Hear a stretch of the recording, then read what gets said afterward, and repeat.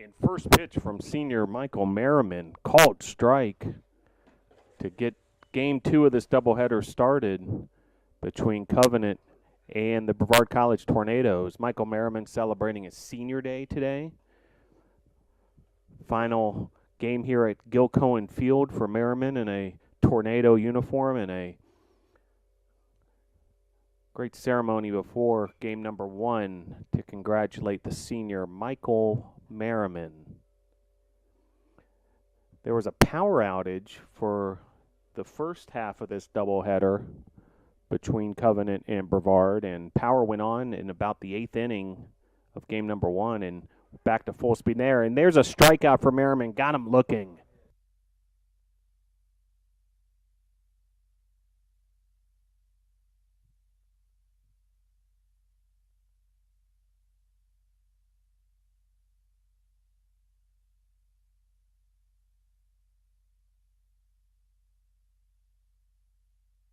So after the strikeout for Merriman to begin his senior day outing,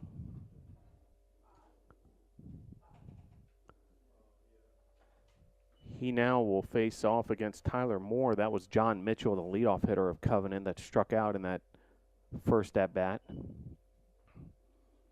That pitch low, ball 2. So 2-0 the count, 1 out here, just getting started. Game 2 of this doubleheader. Covenant won the first game, and Tornadoes seeing if they can get a win for the senior Michael Merriman in his final game in a Tornado uniform here at Gil Cohen Field. And the pitch from Merriman, painting that outside corner, strike 1.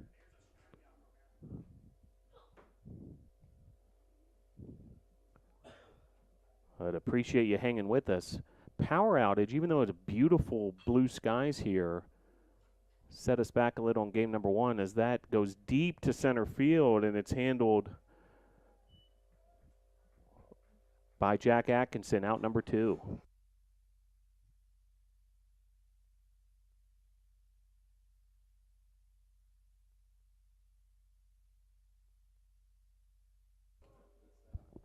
So 2 up, 2 down for the senior Michael Merriman. Great start to his senior day outing, but then he hits Gonzalez. So Gonzalez will take a base on the hit by pitch.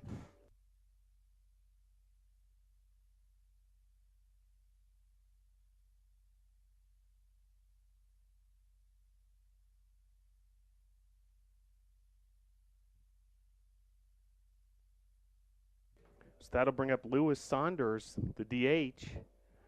Called strike 1 for Merriman. Michael Merriman, the lone senior on this Tornado roster, and then apparently a balk, perhaps, as the runner at first, Gonzalez, is awarded second base. Interesting call there. Not sure what Merriman might have done to incite the balk. Merriman, the senior from Cary, North Carolina, Green Hope High School, 6'5", 235 pounds. And the 0-1 with 2 outs. Ball 1.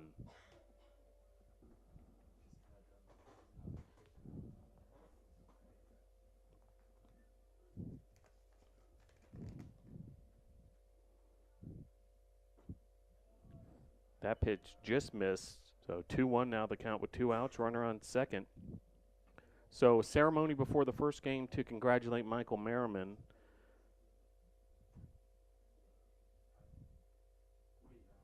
His close friend Justin Peck from the Brevard College football program, who's now currently a student assistant for special teams for the Tornadoes on the football side of things. He escorted Merriman along with Brevard College student and photographer Caro Adams. Ball 4, so runners first and second with 2 outs.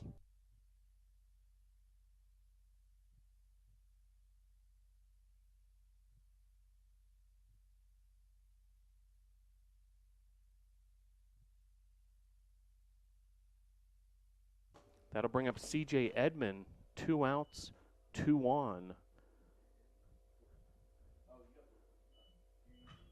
as Edmond blasts that to right field, and it will fall just in front of the warning track, and Edmond's heading to third. It's going to be a triple as he slides head first into third. 2-run score, 2-0 Scots.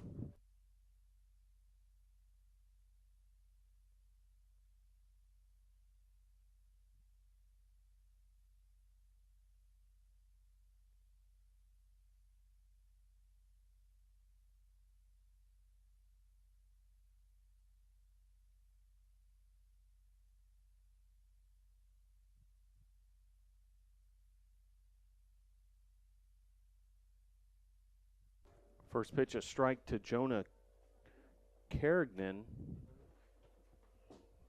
as it's a 2-0 lead for Covenant here in game 2 of this doubleheader. Covenant won the first game.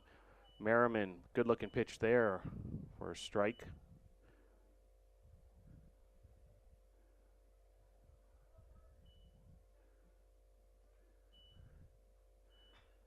And that's put into play. Tough play for the left side of the infield for the Tornadoes. It's going to be a base hit. 3-0 now your score here in the top of the first.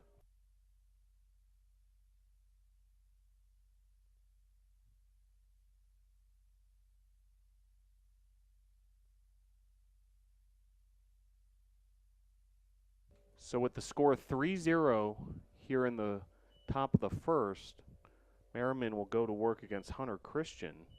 That pitch paints the outside part of the plate for strike one. 0-1 the count. 2 outs, nobody on.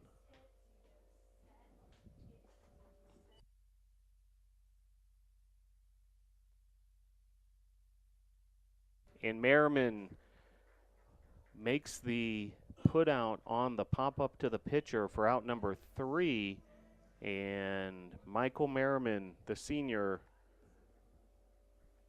heads to the dugout. That might be it for Merriman, who has been fighting some injuries all season, but I know Coach Sean Walsh really wanted to get him in here for a senior day start, and congratulations to Michael Merriman.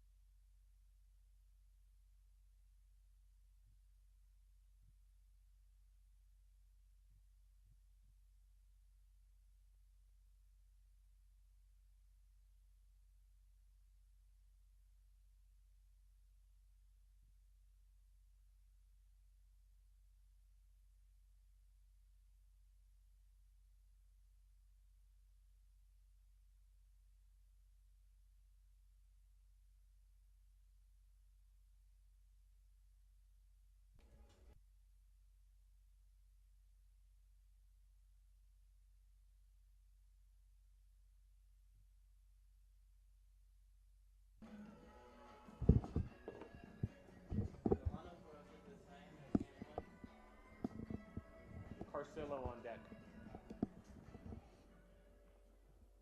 So Bray Wooten will lead things off for the Tornadoes, trailing 3-0 here in the bottom of the first. On the mound for Covenant, number 6, Matt Wrights.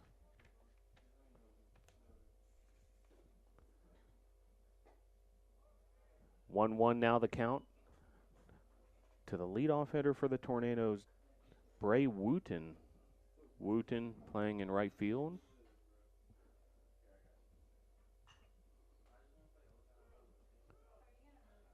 He sends that deep down the right field line, falls foul. 1-2 the count.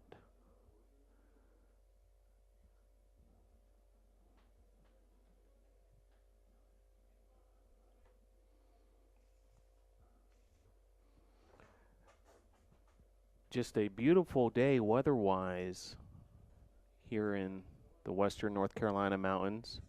Chamber of Commerce weather in the high 60s at the moment, not a cloud in the sky. But boy, was it stormy yesterday. Knocked out a lot of power for residents and even some power issues here on campus at Brevard College.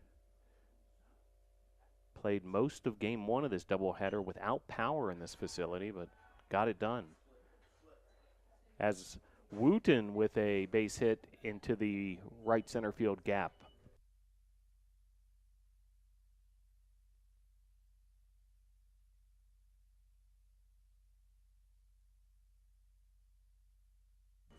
So after the base hit to right center field by Bray Wooten, that brings up Donnie Carcillo, the left fielder.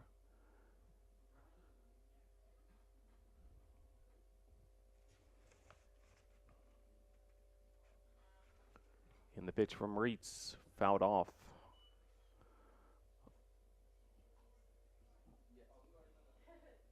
Ryan Roon on deck for the Tornadoes, the third baseman.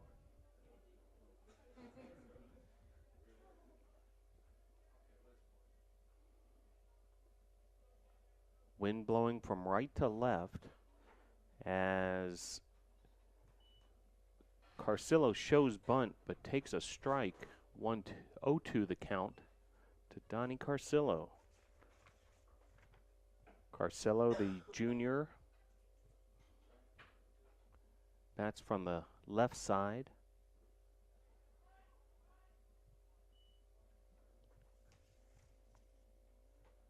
One, two now the count.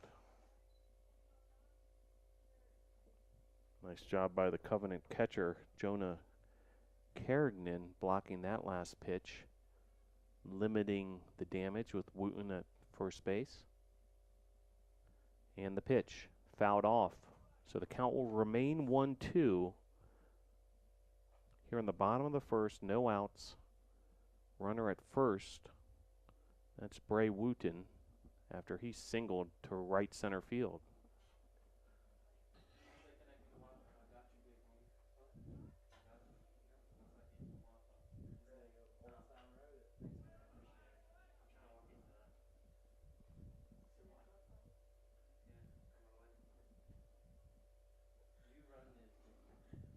Great to see members of the Brevard College men's soccer coaching staff in the building, coming off a big weekend where they had an alumni game, also a spring game, as they continue their preparations for their season, which starts in the fall.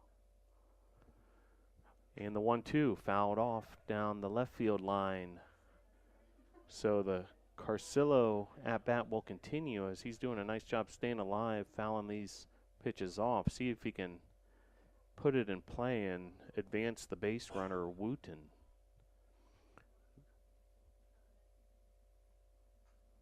Fouls it off yet again.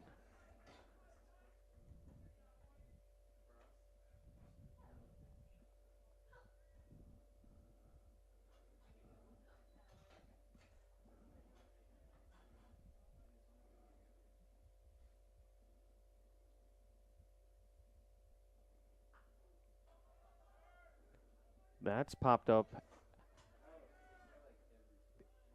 out of play as well. An 8-pitch at bat for Carcillo.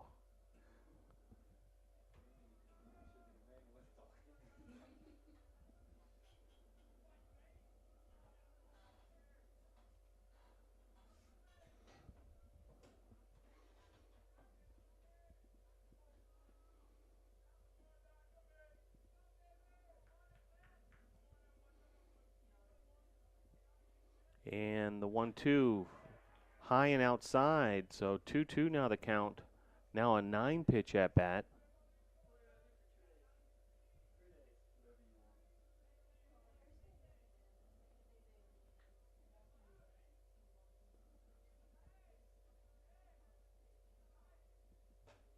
Ball 3, so the count runs full. Just a compelling at bat here for Donnie Carcillo. Now a 10-pitch at bat and a full count.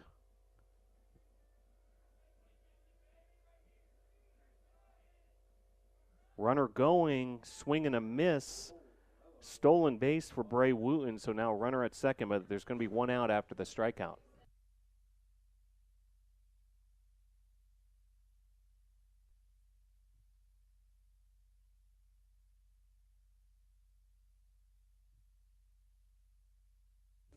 That'll bring up Ryan Roone, the third baseman, now with Wooten on second base after the stolen base.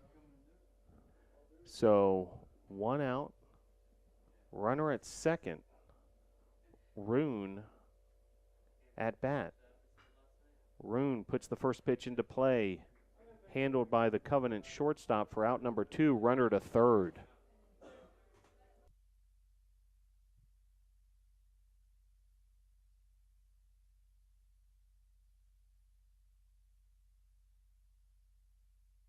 So that'll bring up J.J. Wilkes, the Tornado first baseman.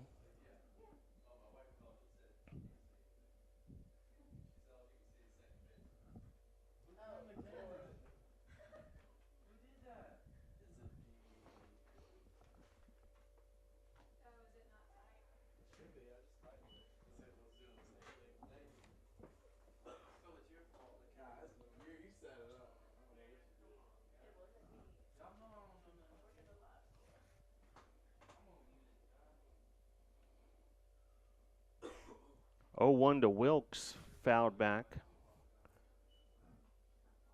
Want to apologize for the technical difficulties with the video feed. Want to appreciate you hanging with us. It's been an interesting day here at Gil Cohen Field. Power outage for much of the day. Got power back about an hour and a half ago.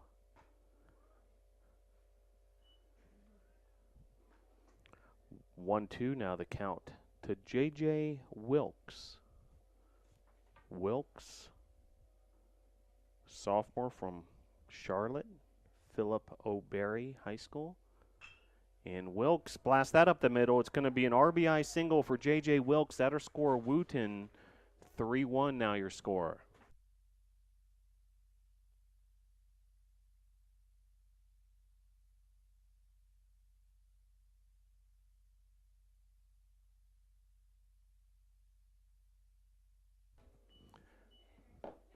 That'll bring up the DH, Johnny Flynn. After that nice piece of hitting by J.J. Wilkes, he blasts a grounder right up the middle. RBI single to score Bray Wooten.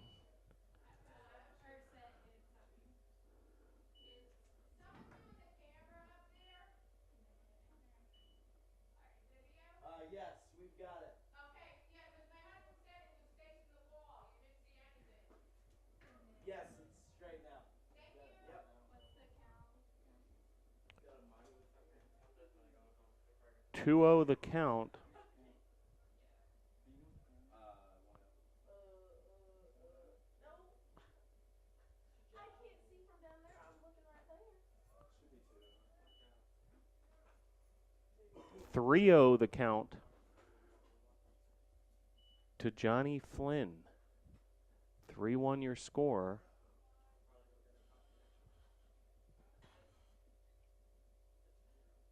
And the pitch to Flynn. Ball 4, so runners first and second with 2 outs for the Tornadoes.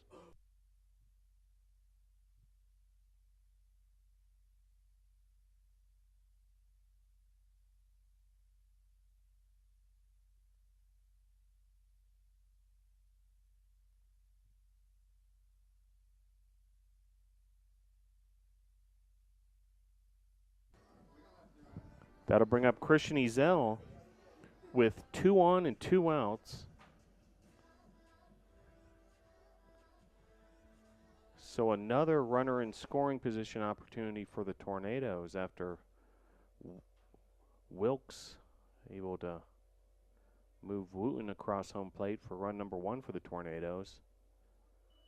Tricky breaking ball there. Strike 1 swinging.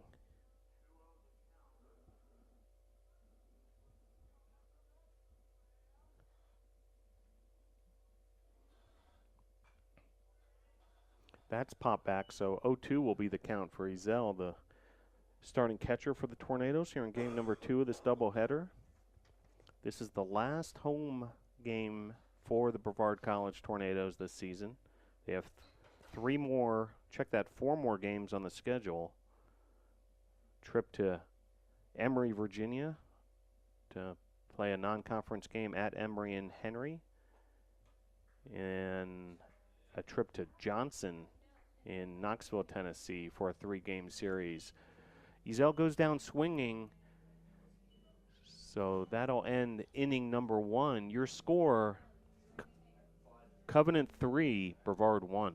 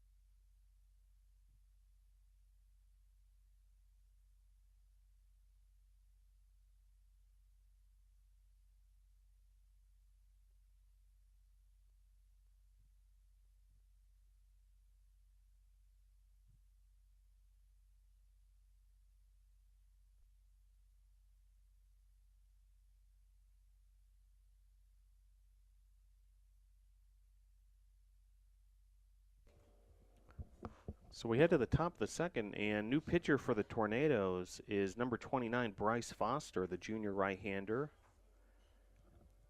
Local product out of Brevard, North Carolina, Brevard High School. First pitch, a strike. Michael Merriman, the team's lone senior, started this game. Really a symbolic start. Merriman has been battling some serious arm injuries and gave it his best shot in that top of the first. Great to see him get out there on senior day. I know it meant a lot to him personally and also his teammates. And congratulations again to Michael Merriman, who will be graduating with a bachelor's degree in business and organizational leadership. Plans to relocate to either Nashville or Tennessee or Charlotte to begin a career in marketing. Did a lot both on and off the field for this Tornado baseball program. He served as the team's SAC representative, a member of the Life Club, which is for business majors here at Brevard College.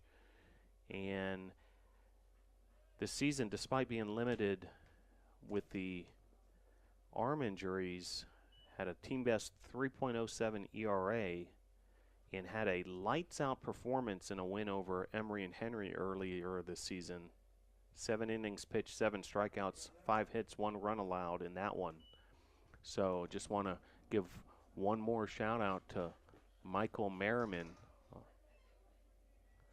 Meanwhile, Bryce Foster going to work here against Brooks DeBose, and DeBose draws a walk to lead off the second for the Scots.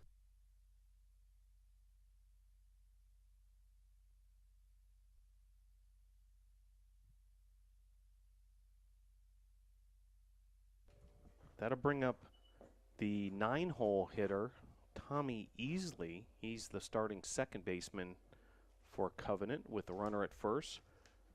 Bryce Foster on the mound for the Tornadoes.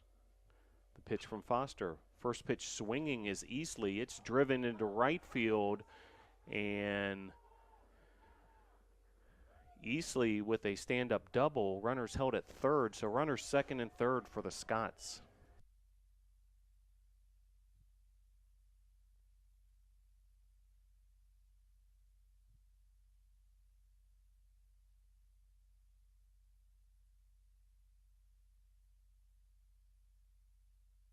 So back to the top of the order we go with John Michel, the center fielder for the Scots, with runners second and third, no outs.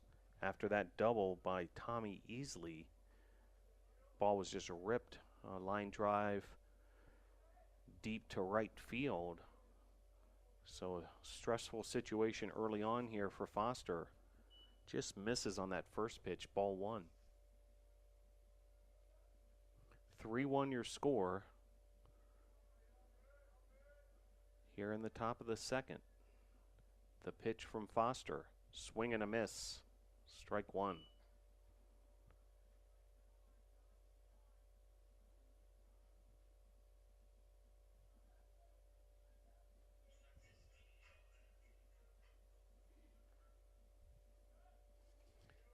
And now the 1-1 to Mitchell. Driven into left field. Tough play for Jason Jucker in shallow left field, and it's going to be an RBI single. 4-1 now your score.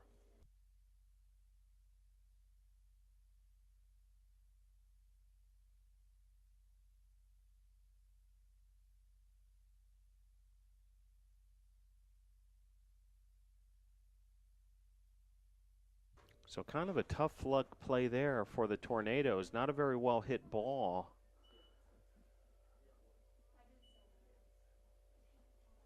Jucker fielded it in shallow left field, but it was enough for the RBI single by Mitchell to score DeBose. So now runners first and third, still no outs for the Tornadoes. And Tyler Moore, number 2 hitter, at the plate for Covenant. Covenant with a 13-19 overall record, 6-13 in the USA South Conference.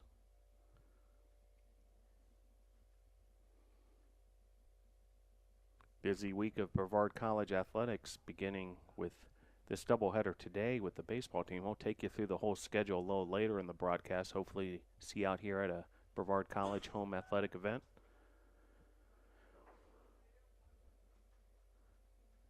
As the spring sports start to wind down, their final home games this week.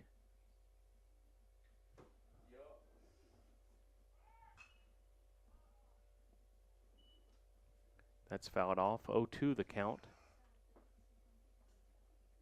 But as we were mentioning before, this is the final home game for this Tornadoes baseball team.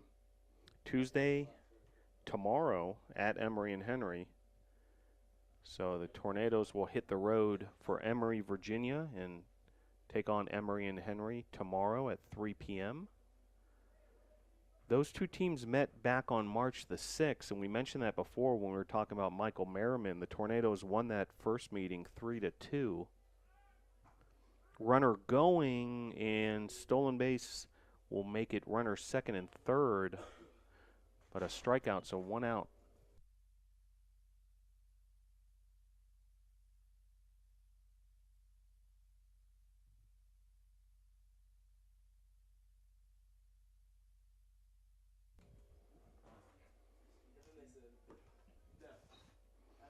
So that'll bring up Alex Gonzalez. So 4-1 the score, 1 out.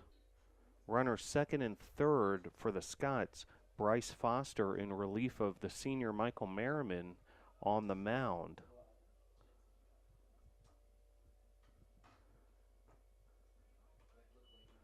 First pitch, strike, as Foster fooled Gonzalez on that first offering.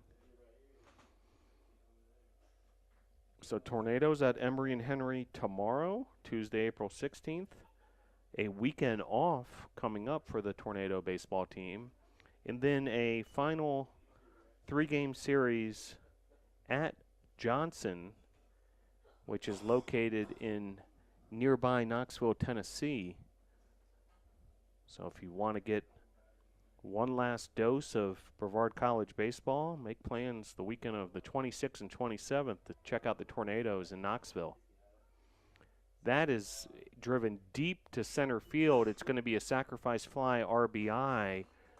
5-1 now the score.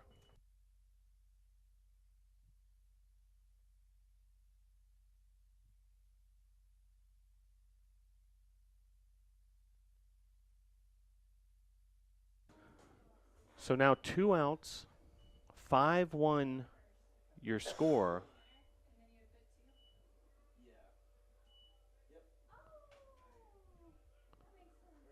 After the sacrifice fly RBI by Alex Gonzalez. And now at the plate, the cleanup hitter, the DH, Lewis Saunders.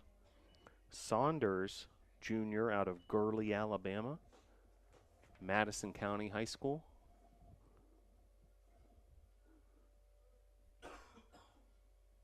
Three runs in the first for the Scots, 2 in the second. Tornadoes did get 1 run in the bottom of the first, as that's fouled off by Saunders.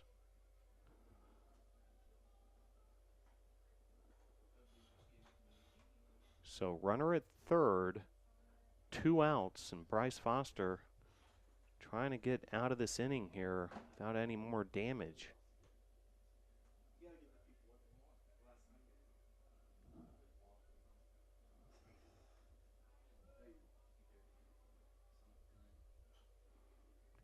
A pickoff throw to third. Foster working with his third baseman, Ryan Roon, almost caught the Scott base runner napping over there at third.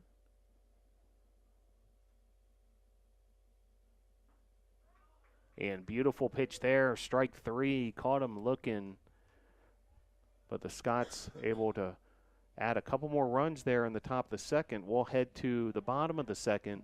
Your score, Covenant 5, Brevard 1.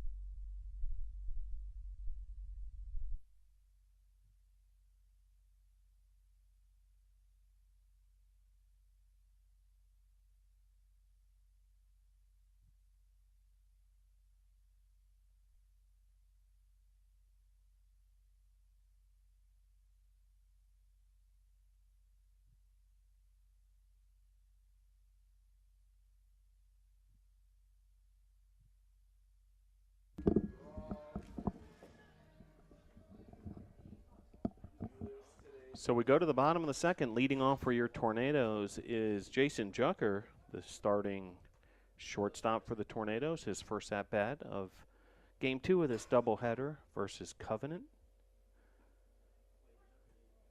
These two teams played a game back on Saturday before the real heavy weather arrived here in the western North Carolina region. As that's going to be a base hit right up the middle for Jucker.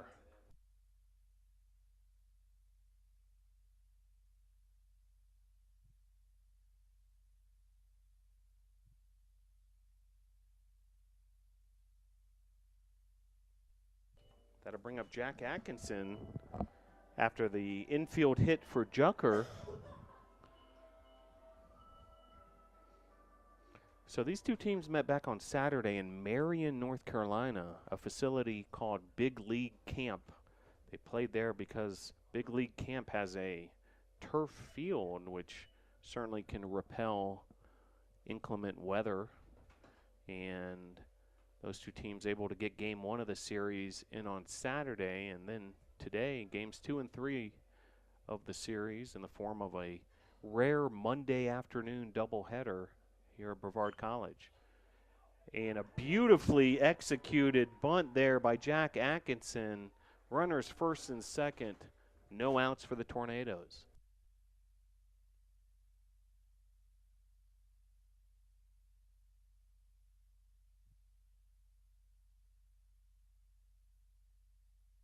So that'll bring up Zach Wolf. So after the first two hitters, Jucker and Atkinson, Jucker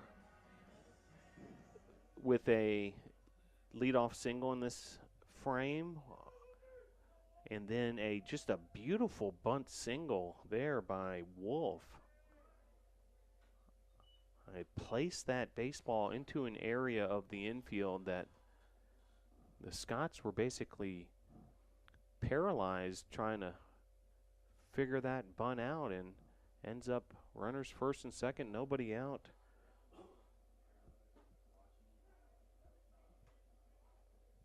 Zach Wolf, the batter.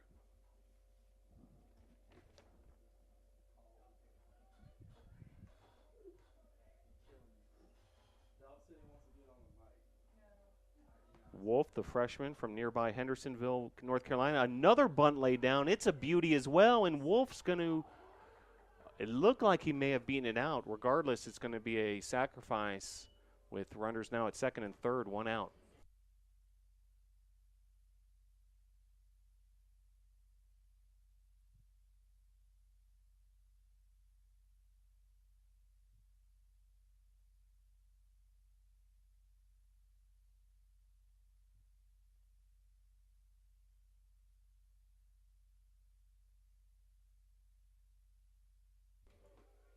So now runners second and third. Wolf almost beat out the throw on that bunt, but regardless, the Tornadoes continuing to look good with the small ball here in bottom of inning number 2.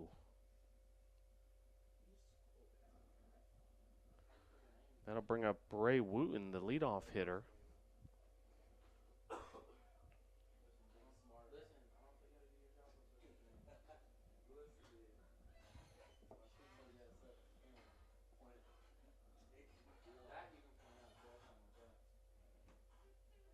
Runners second and third. Jucker, the runner at third. Atkinson, the base runner at second. For Bray Wooten, he takes strike 1.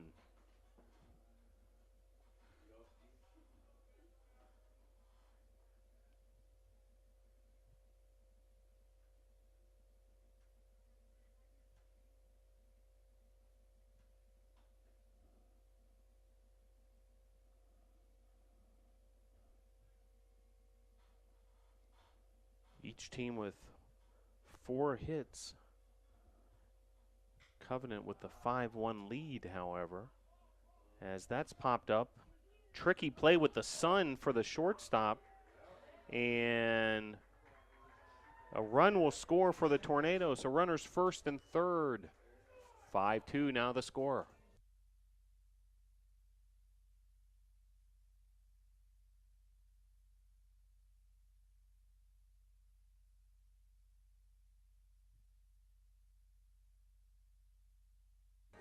So that'll bring up Donnie Carcillo. We'll see what the official scorer ruled on that last one.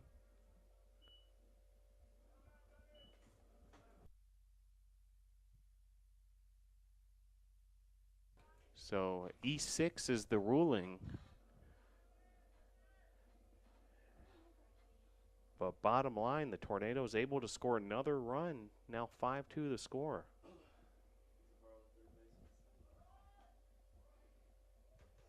Was a tricky play for that shortstop. Obviously battling the sun, but ultimately a pop-up like that is a play he should make. And therefore, the official score goes with the E6 call.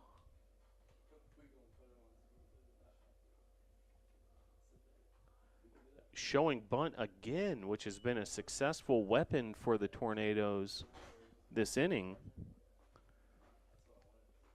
1-1 the score, 1 out.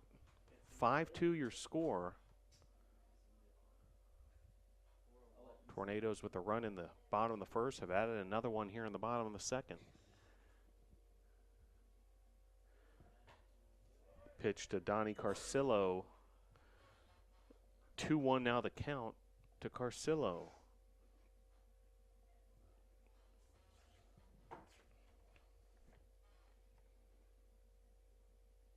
Carcillo entered today with a .262 batting average. Leads the team in runs scored, along with his teammate Bray Wooten. Carcillo has also drawn a team best 14 walks. And showing some of that plate discipline there, make it 15 walks now on the season for Carcillo.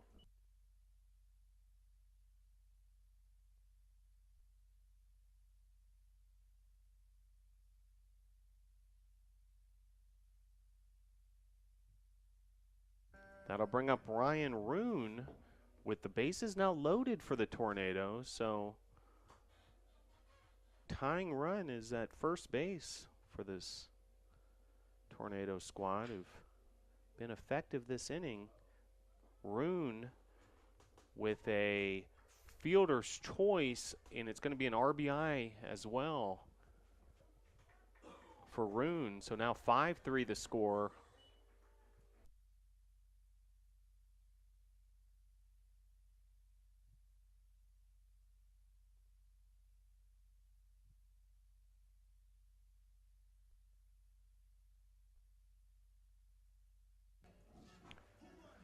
So the third baseman for the Covenant Scots tried to turn a double play there, able to get the runner at third for the fielder's choice. But Roon able to beat out the throw, and in the progression of that play, a run scored. So now runners first and third for J.J. Wilkes, now 2 outs. Tornadoes continue to chip away on that, what was a 5-1 lead, now 5-3.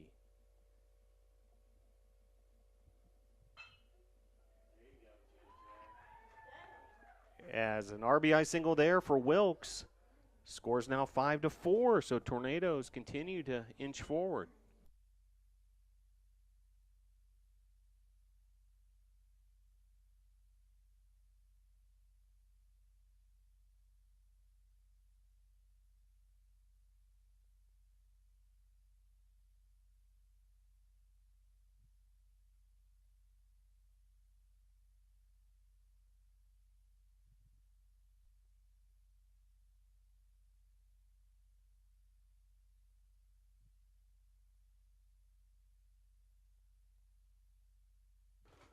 So that brings up Johnny Flynn, as the Tornadoes have really done a good job chipping away at this Covenant Scott lead, now within 1 run. use the small ball quite a bit. And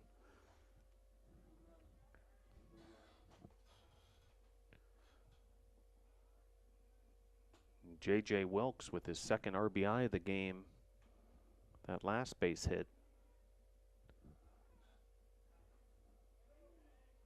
1-2 now the count to Flynn. Runners first and second. Ryan Roon, your base runner at second. J.J. Wilkes at first. A 3-run frame thus far for the Tornadoes. See if they can perhaps tie or take the lead here, but that is popped up and handled by the Covenant shortstop. So out number 3, but a nice offensive inning for the Tornadoes. 3 runs, 2 hits, 2 errors. Couple base runners left on as well. We'll head to the top of the 3rd. Covenant 5, Brevard 4.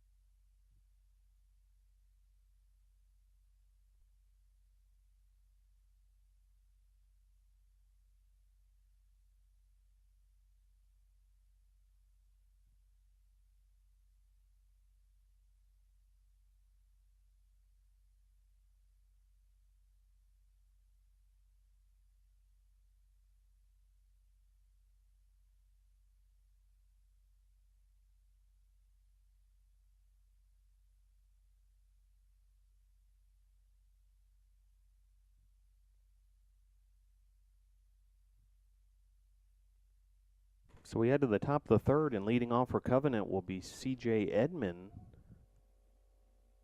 right fielder for the Scots, as Bryce Foster goes back to work. Edmond, junior outfielder from Alpharetta, Georgia. Johns Creek High School.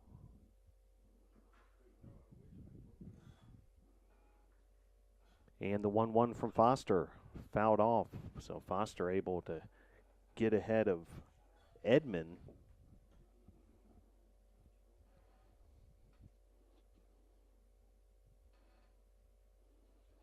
Five-4 your score after a 3-run bottom of the 2nd for the Tornadoes. The pitch from Foster, check swing foul. Count will remain 1-2.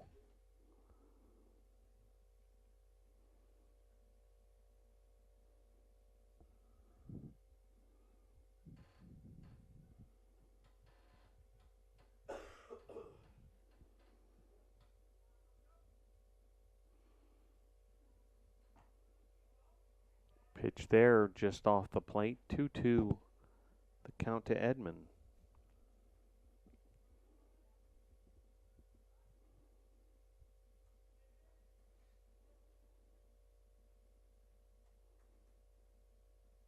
And the pitch. Ball 3, an appeal to the first base umpire, says he did not go around, so count will run full.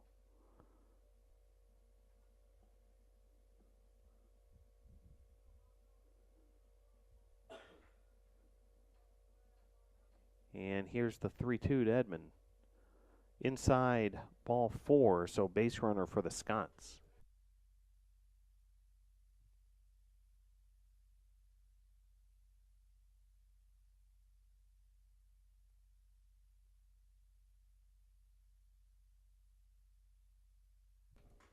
That'll bring up Jonah Carrigan, the catcher for the Scots.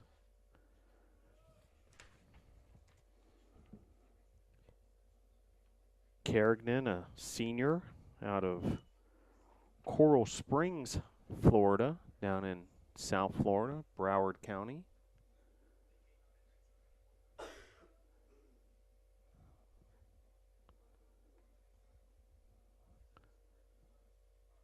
The 0-1.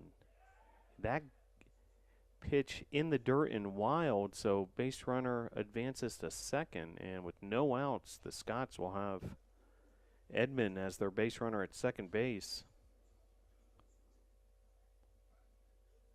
So a wild pitch there.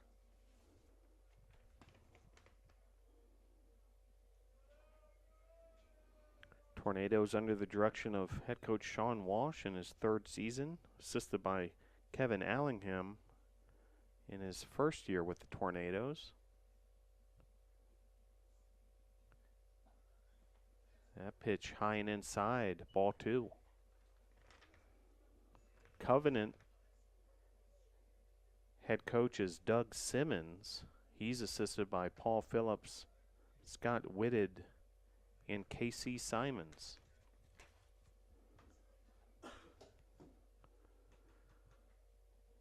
And the 2-1.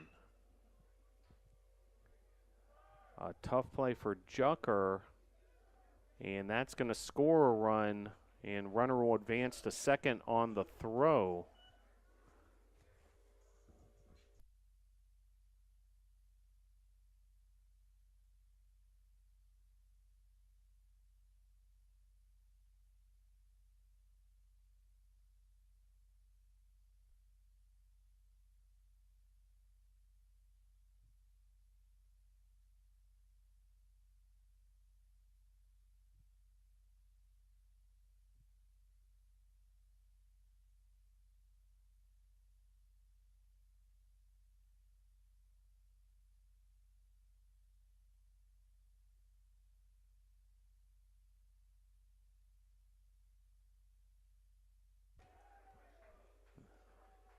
Bunt single there, so runners first and third for Covenant.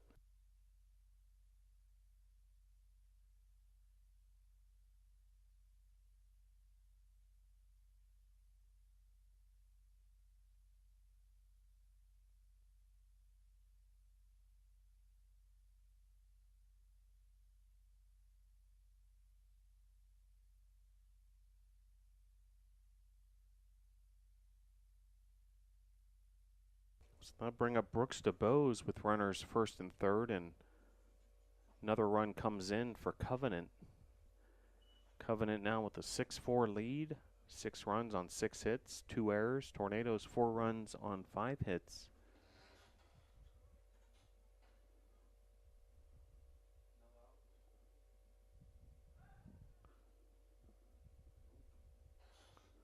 Pickoff throw to first to keep Christian in check.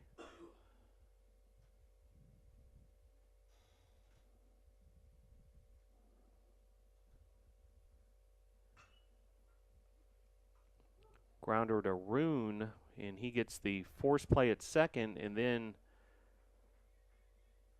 opportunistically there, Carrigan able to score and all that. So another run for Covenant.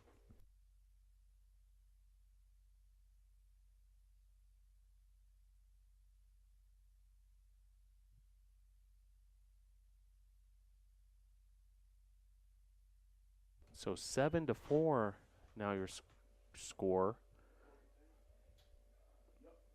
Carrigan did a nice job of kind of reading that play and then heading home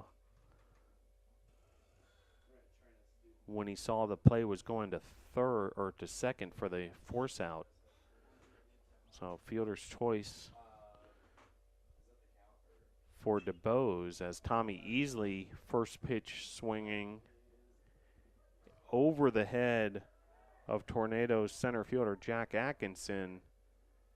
And a run will score there, so it's 8-4 now Covenant on the double by Tommy Easley.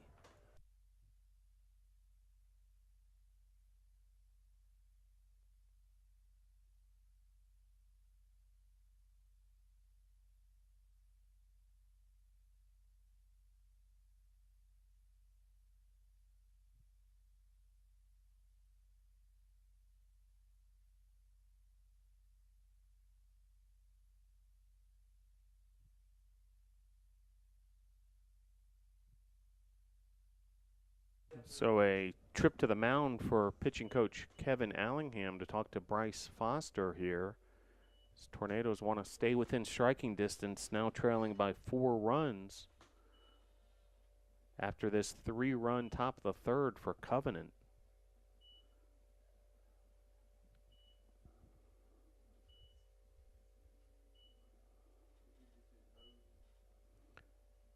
Easley with a double to center field, able to drive in that last score for the Scots. So Covenant 3 runs in the first, 2 in the second, now 3 in the third. All adds up to 8 runs for Covenant. 8-4 lead over the Tornadoes.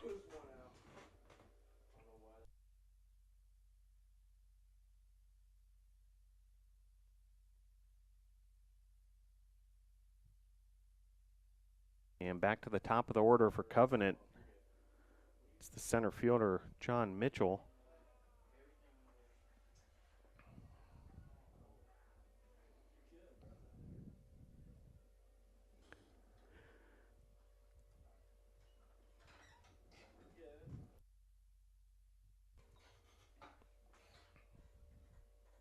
And the pitch from Foster.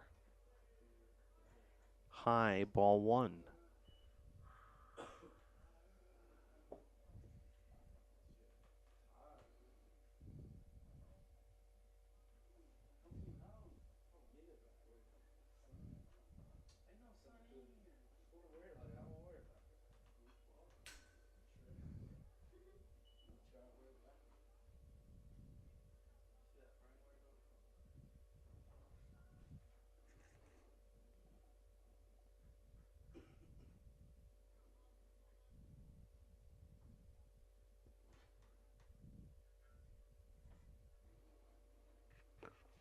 One, 1 out, runner at second. Play there by the Tornadoes' second baseman, Wolf, to get out number 2. Runner advances to third.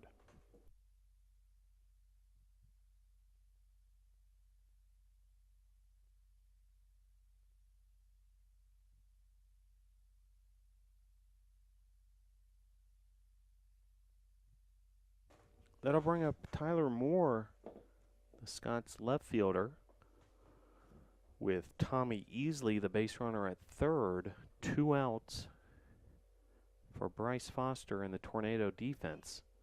First pitch is fouled back, strike 1.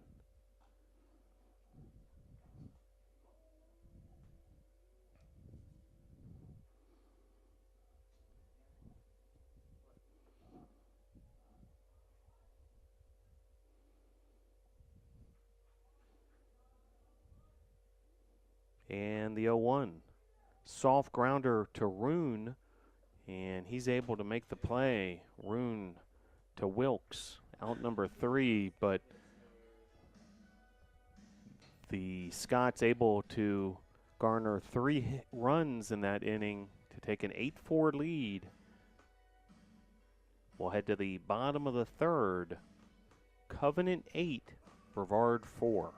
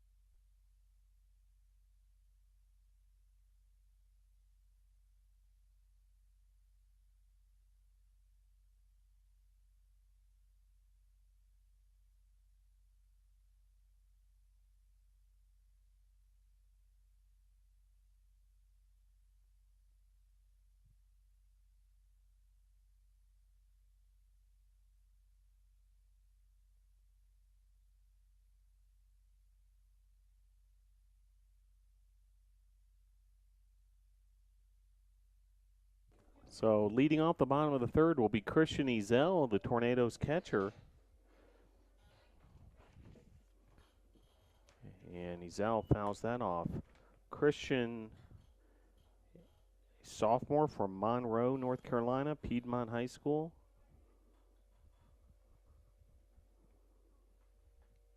And here's the 0-1. High and outside, ball one. Waiting on deck is Jason Jucker.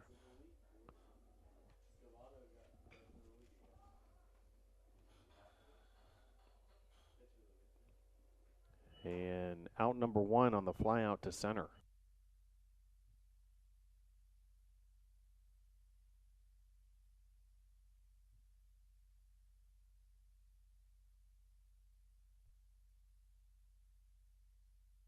That'll bring up Jason Jucker.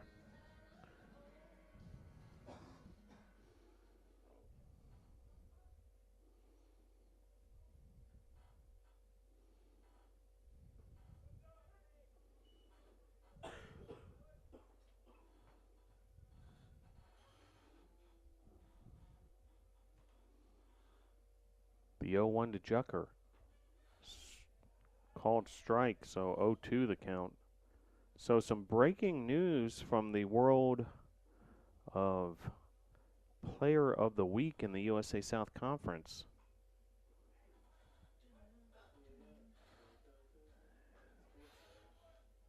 And got some exciting news for you here. For the third time this season, Brevard College pitcher Matthew Scavato has won USA South Conference Rookie Pitcher of the Week.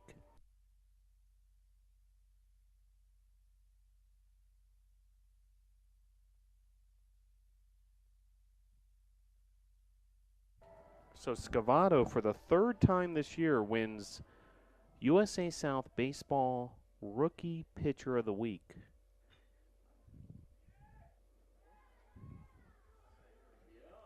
So congratulations to Matthew, as runner now on first for the Tornadoes.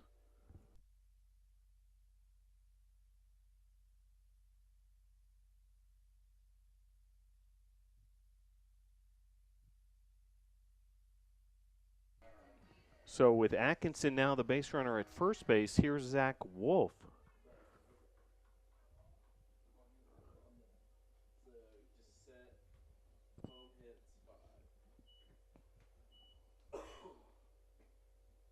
First pitch off the plate, ball one. All sorts of Brevard College Tornadoes with Player of the Week honors this week. Hewitt Farr wins Men's Lacrosse Player of the Week for the USA South Conference. Robert Kokel wins USA South Defensive Player of the Week as that's driven to right field. Base hit runner at third now. First and third for the Tornadoes.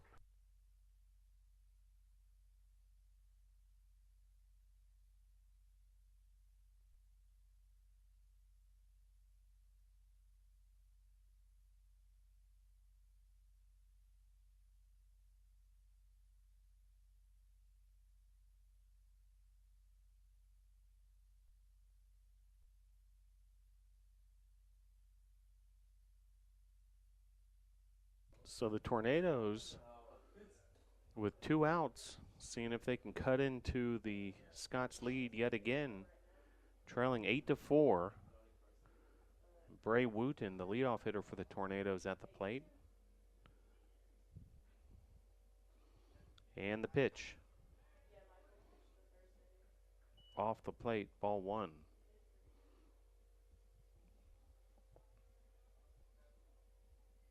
Other Brevard College Player of the Weeks this week: Tim Hanks wins Men's Tennis Player of the Week. Tyler Frazee wins Men's Tennis Rookie of the Week. And Samantha Seppi with Women's Tennis Player of the Week. So great week for the Tornadoes.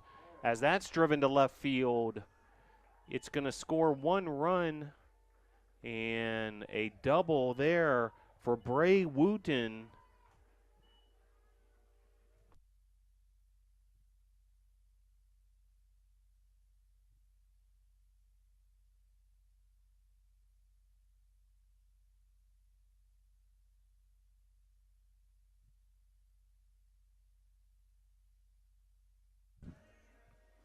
So great piece of hitting there for Bray Wooten for the RBI double. And the Tornadoes now trailing 8-5 here in the bottom of the third. The pitch to Carcillo, off the plate, ball one.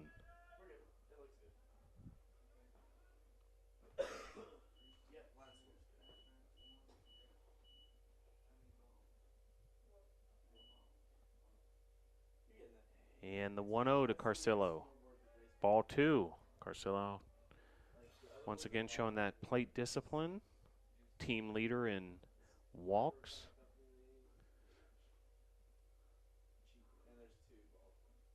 2-0 the count. And the pitch. Called strike one. So Covenant has scored in every frame thus far. 3 runs in the first, 2 in the second, 3 in the third. But the Tornadoes have answered with a run of their own in each of the 3 innings thus far. Tornadoes with a run in the first inning, 3 in the second, and 1 run here in the third, and might not be done yet. 3-1 the count to Carcillo, 2 outs, runners second and third. And the pitch. Called strike, and then the ball gets away on the pickoff throw to third, and the run will score, so another run comes home for the Tornadoes, now runner at third.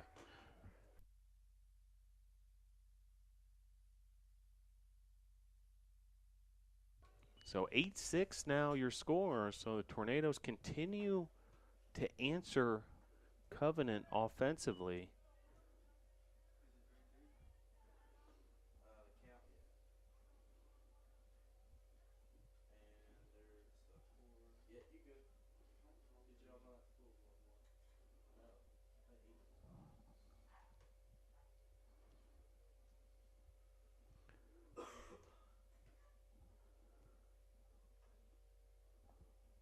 So runner at third.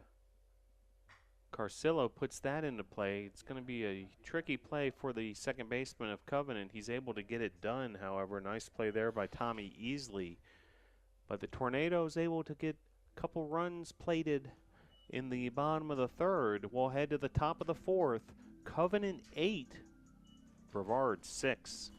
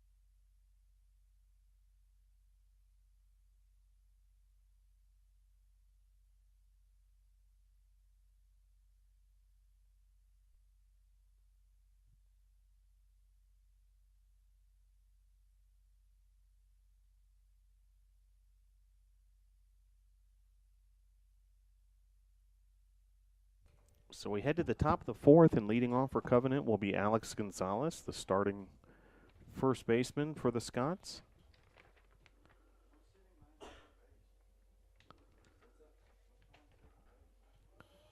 Gonzalez, sophomore from the state of Tennessee.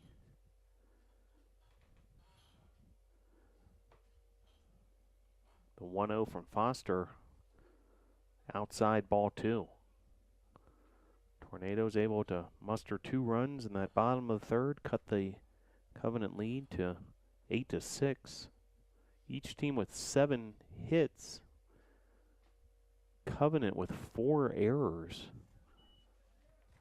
in game 2 of this doubleheader. Game 3 of the 3-game series, which began on Saturday at the Big League Camp in Marion, North Carolina. Game 1 of the series moved there for weather reasons. Turf field over there in Marion. Pitch there right down the middle. Strike 1. So 3-1 the count to Alex Gonzalez. And the pitch.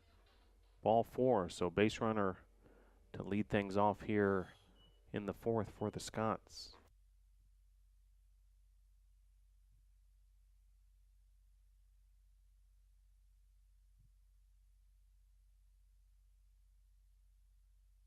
That'll bring up the DH Lewis Saunders, cleanup hitter for the Scots. As there's a bit of an on-field delay, look like second baseman Zach Wolf might have dropped some equipment out there. Now it's all under control, and now Christian Ezel will have a word with Foster, so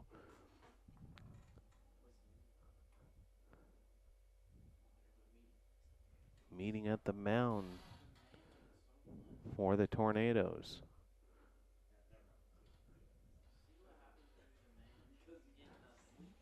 Some more action in the Tornado bullpen. Michael Merriman, the senior, had started this game, pitched 1 inning. Bryce Foster relieved him, and we'll try to get you a number on that Tornadoes pitcher in the bullpen who's warming up. First pitch called strike.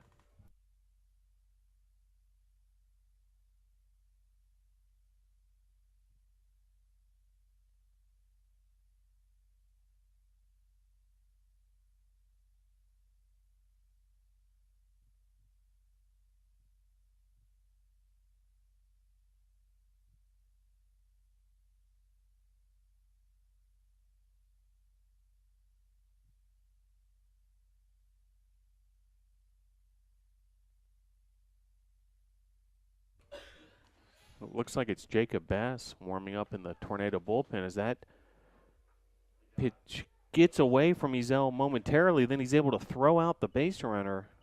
Great play there by Christian Ezel, the catcher for the Tornadoes.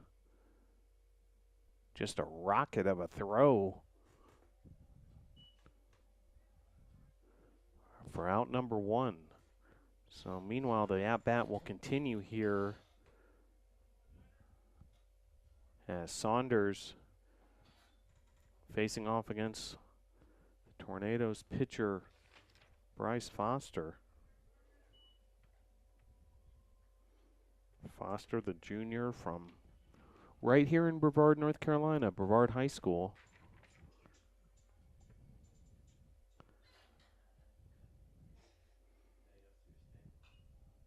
As that's fouled back. Foster's one of 3 Tornadoes on the current roster from Brevard High School. Kyle Williams, a freshman right-handed pitcher, and Matt Kelly, the freshman catcher, also from our friends at Brevard High School. So that's fouled back. 3-2 the count with 1 out. Nobody on for the Scots.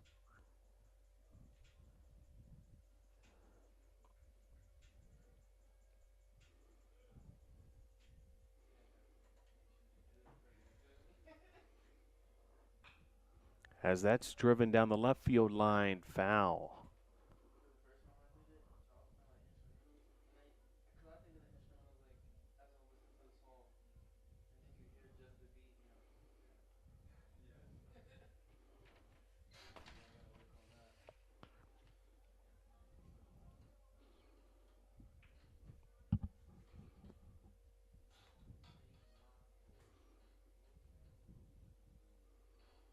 The 3-2 fouled back. So the battle will continue between Saunders and Foster.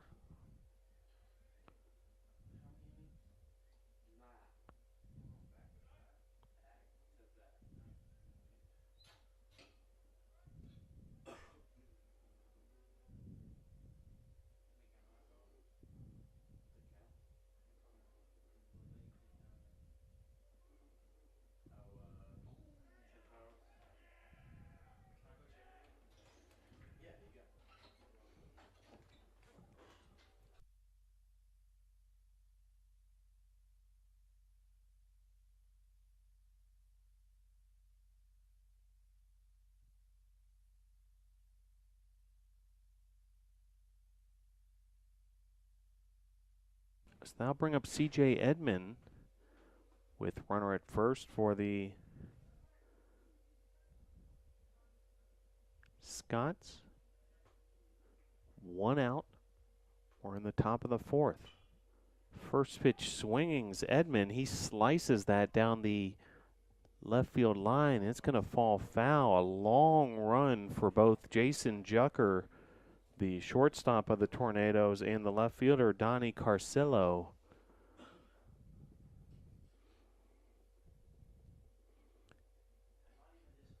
As Edmond sliced that like a poorly hit golf shot.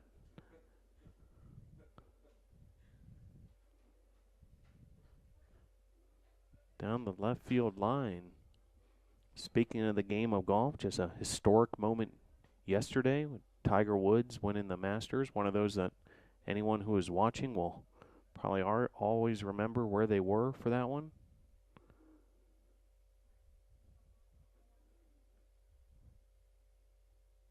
And they had to battle with some weather issues of their own down in Augusta, rearranging those start times, much as we have here at Brevard College, rearranging a lot of the athletics schedules this past weekend. Yesterday was going to be Women's Lacrosse Senior Day. That's been postponed till Thursday. Nice pitch there from Foster. Called strike, 1-2 the count, 1 out, runner at first. And we told you all about this baseball series being rearranged due to the weather over the weekend, but a beautiful day today. Just ideal conditions. Only issue earlier today was a lack of power here at Gil Cohen Field, so no scoreboard, no public address announcing, no music. At times you could hear a pin drop around here.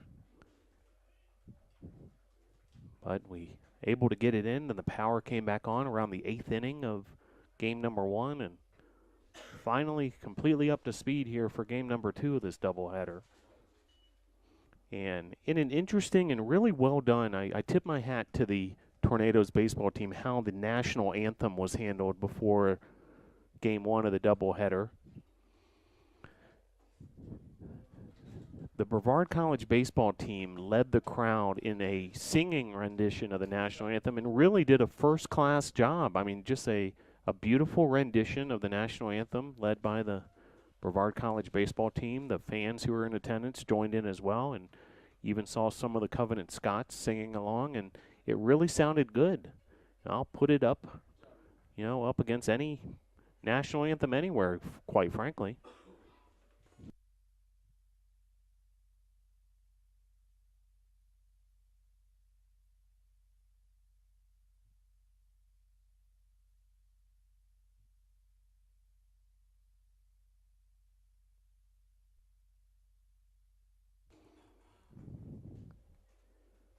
So, yeah, just a great job by the Tornadoes baseball team getting this field ready after the heavy rains yesterday, and then pulling off a touching ceremony with senior Michael Merriman before the first game, and then the singing of the national anthem, and brings us to game number 2 here, and we're going to have a pitching change. Jacob Bass will be the new pitcher for the Tornadoes.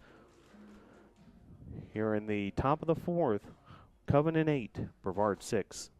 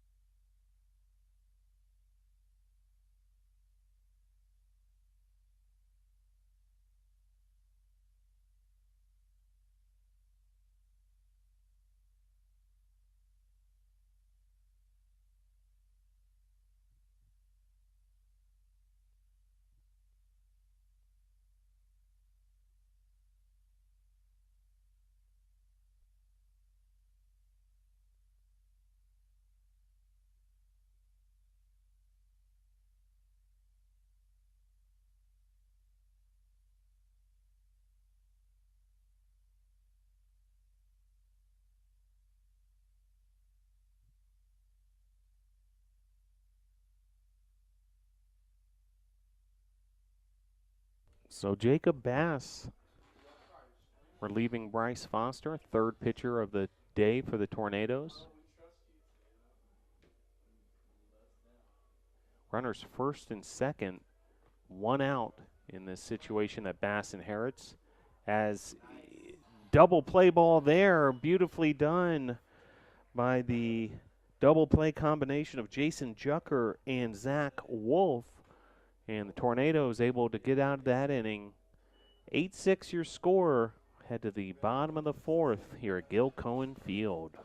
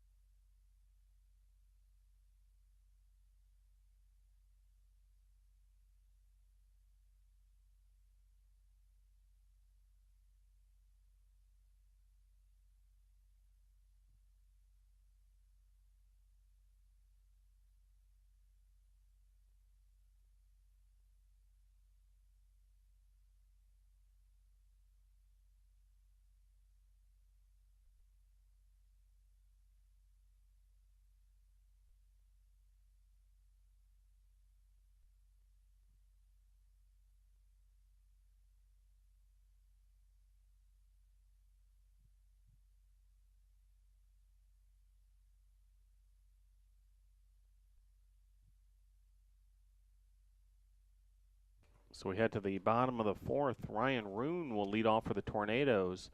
First pitch swinging is Roon. It's well struck into center field, but it's going to be handled by the Scott center fielder for out number one.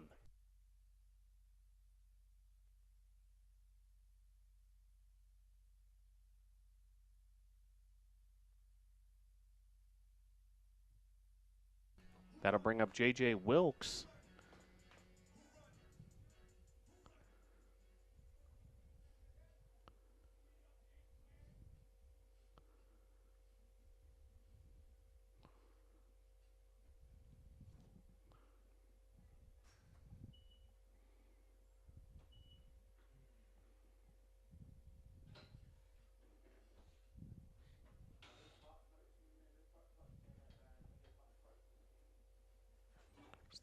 So J.J. Wilkes at the plate. Nobody on, nobody out. 1-1 now the count. Still the starting pitcher for Covenant, Matt Reitz. As Wilkes blasts that into left field for a base hit.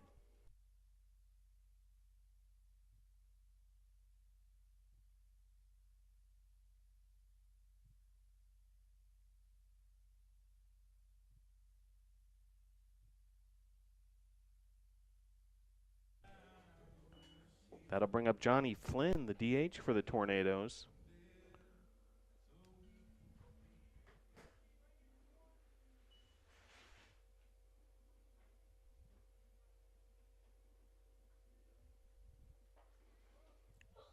First pitch off the plate, ball one. Covenant won the first game of this doubleheader 8-2. Currently lead 8-6 here in the bottom of the fourth. J.J. Wilkes, your runner at first base. Johnny Flynn at the plate. Takes a strike. 1-1 the count. J.J. Wilkes, a 3-for-3 day with 2 RBIs thus far. And Fuego. J.J. Wilkes. Pickoff throw, trying to pick off Wilkes there. Wilkes able to beat out the throw from Ritz.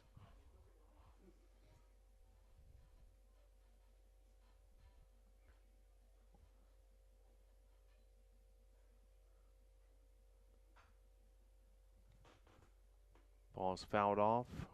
1-2 the count with one out. Wilkes at first. Johnny Flynn, your batter.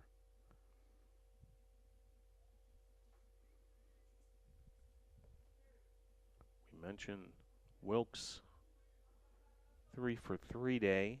He had an RBI single in the bottom of the first and then did it again with an RBI single through the right side in the bottom of the second. Popped up into a Bermuda triangle of sorts in shallow center field. It's going to be a base hit for Johnny Flynn, runners first and second.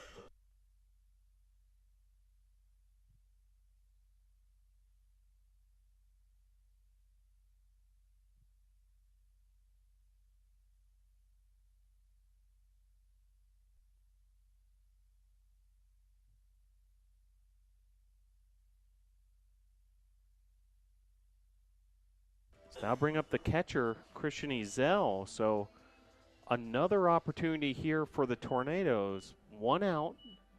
Wilkes, your base runner at second. Johnny Flynn, base runner at first. And Christian Ezel at the plate with a RBI opportunity here. Tying run at first with the Tornadoes down by 2 runs, 8-6. First pitch, fastball, strike one. Gil Cohen Field, 335 down the left field line, 375 in the left and right center field gaps, and 400 to dead center field, 335 to right field as well.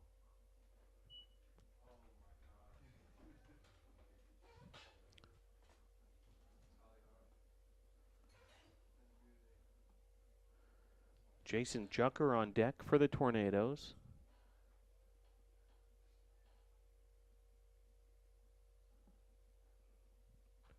As that's fouled straight back near our broadcast location.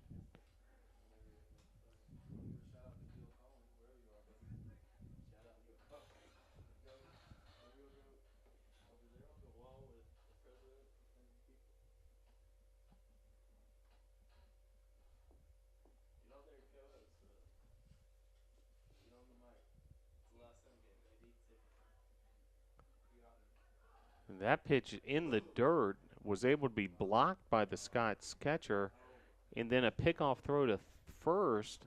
Everybody's safe, but first and third now the situation now, so that much better of an opportunity after all that for Christian Ezel. Sacrifice fly now in play now, for instance.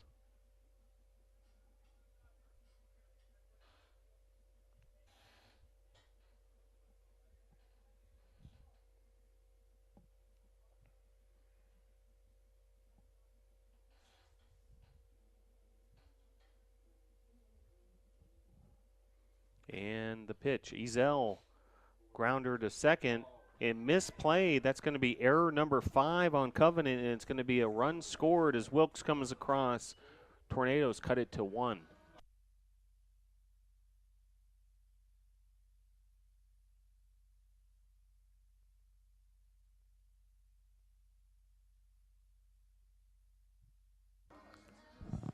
So the Tornadoes continue to capitalize on a number of Covenant miscues defensively. Covenant with 5 errors. The Tornadoes with 7 runs now. 8-7 ball game.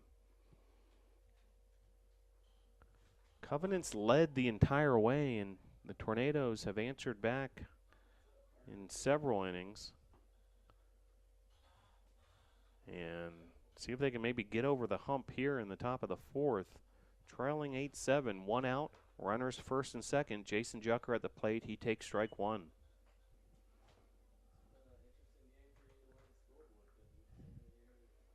We're only in the 4th inning, and there's already been 15 hits, or check that, 16 hits, 15 runs, and 5 errors in this ball game. All 5 errors for Covenant. Tornadoes have not committed an error. Has a beautifully executed bunt there, and Jucker beats it out. Bases will be loaded for Jack Atkinson.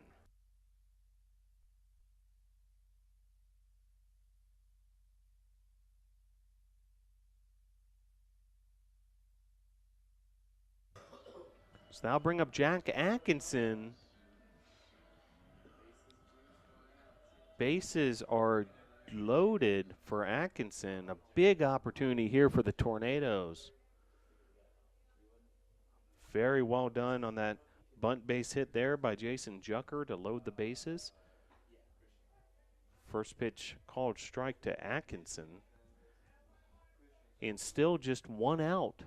So that certainly expands the possibilities here with 1 out. Squeeze play could be in order. Could try to lift a sacrifice fly into the outfield.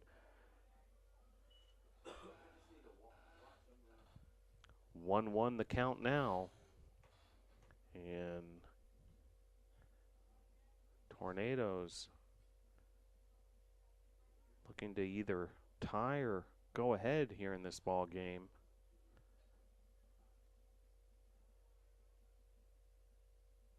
And the 1-1 to Atkinson. Swing and a miss, strike 2.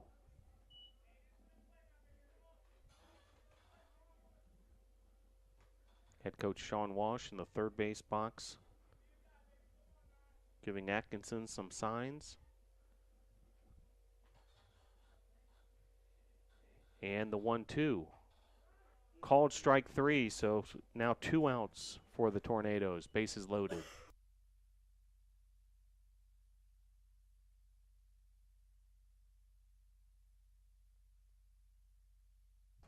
That'll bring up Zach Wolf. Bases loaded, but now 2 outs, so needs a base hit here.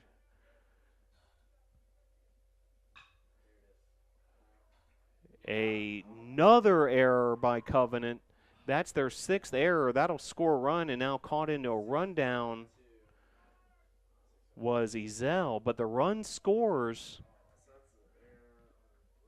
8-8 now your score. The Tornadoes tie it up on another error by Covenant, and we will head to the top of the 5th, all tied up at 8.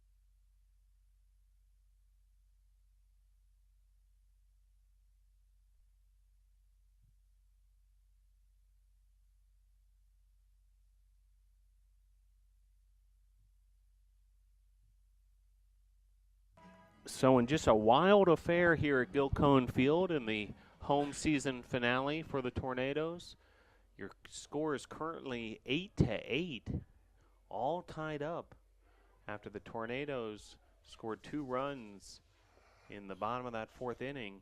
Covenant now with a eye-popping 6 errors on the game.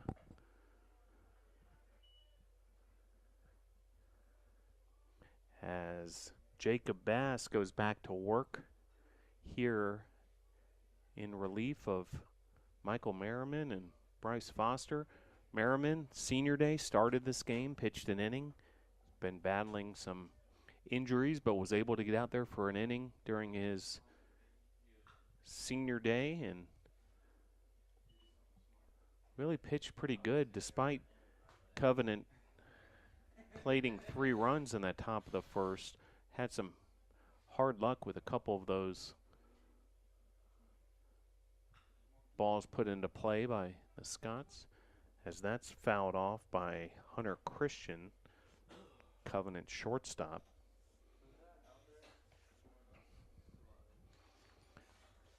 Getting word that Matthew Scavato is warming up in the Tornado bullpen. 3-time USA South Rookie Pitcher of the Week, and one for this past week as well, as that's blasted to short, and nice play defensively by Jucker for out number 1.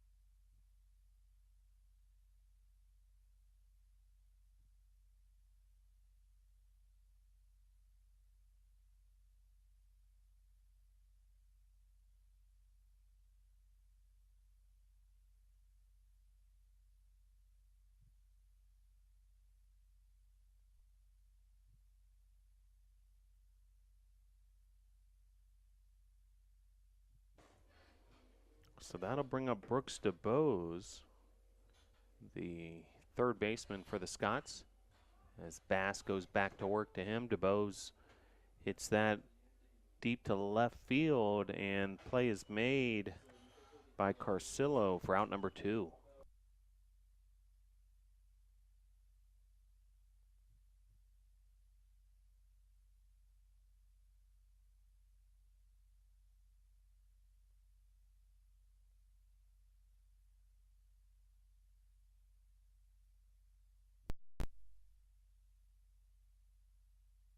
That'll bring up Tommy Easley, 9-hole hitter, starting second baseman for Covenant.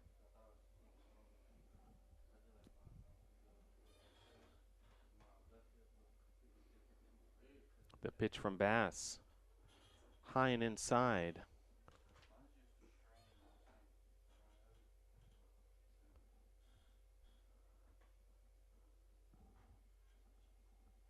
Two-0 count.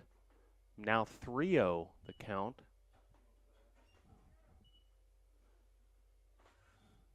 Too easily.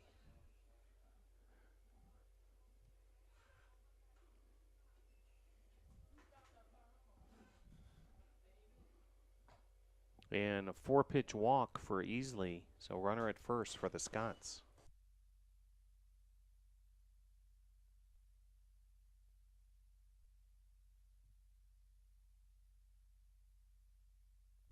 That'll bring up the center fielder, number 12, John Michel, with Easley, the base runner, at first and 2 outs as Jacob Bass goes back to work. Mitchell, first pitch swinging in foul territory. Roon has some trouble keeping his feet over there. Now, in some of those areas in foul territory, all the heavy rain has created perhaps some little patches of mud even over there, and totally understandable if Roon has trouble with that area of the ballpark. So 0-1 now the count to John Mitchell. The pitch. And a great job there by Christian Ezel to pick off the base runner. A pitch that was in the dirt that Ezel was able to block. He popped up onto his feet, threw out the base runner at first. Out number 3. Tornadoes get out of the inning. We're all tied up at 8.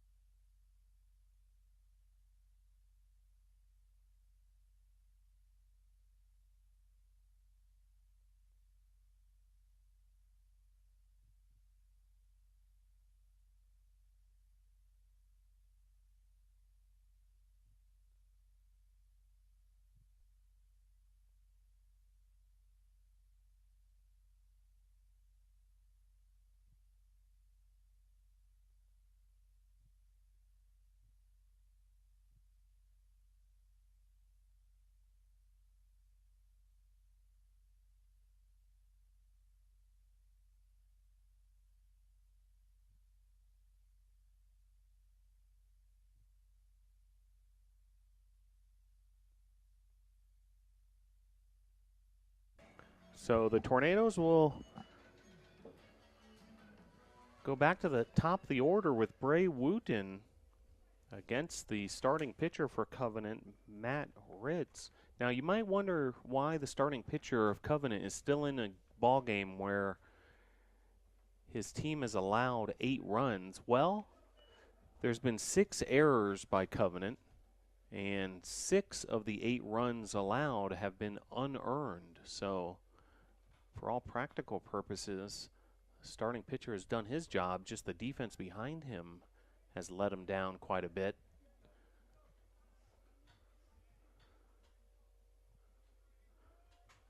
Meanwhile, Bray Wooten, who's had an active ball game, grounds out to the third baseman, however, there for out number 1.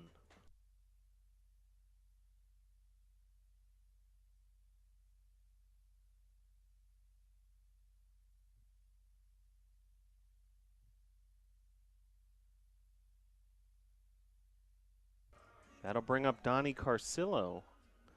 1 out, nobody on. Here in the bottom of the 5th inning.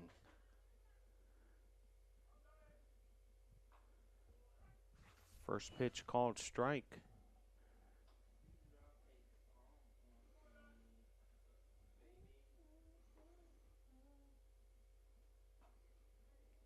Now 1-1 count to Carcillo. Carcillo, the junior left-handed hitting outfielder for the Tornadoes, one of the speedsters at the top of that batting order. And out number 2 there.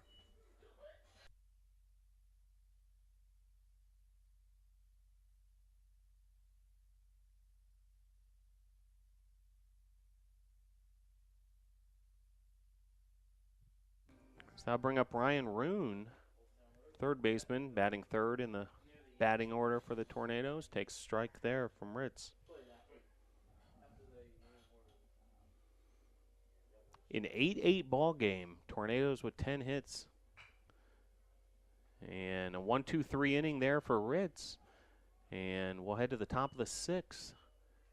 After the first scoreless complete inning of this game, as neither team able to plate a run in the 5th, we'll head to the 6th, all tied up 8-8.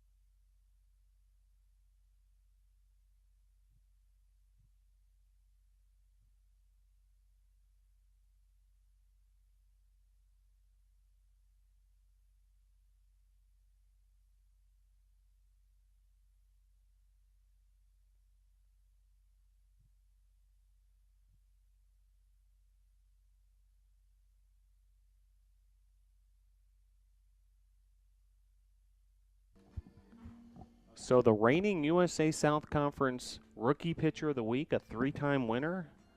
Latest award announced just minutes ago. He's on the mound now, Matthew Scavato, the left-hander. Now, he's got one of the more easy listening walkout songs that you can find.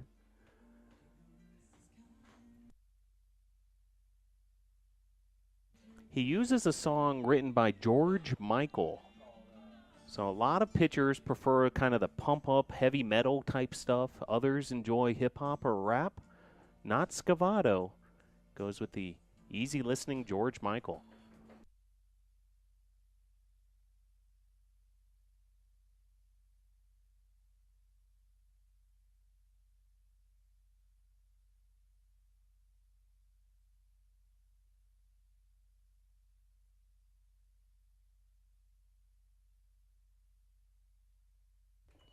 So Scavato will go to work here, 3-time USA South Rookie Pitcher of the Week.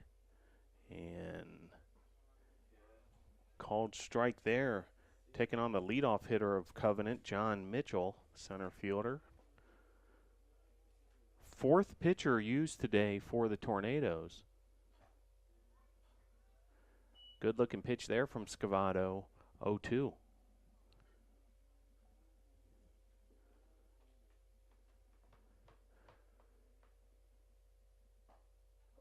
Just missed on that pitch.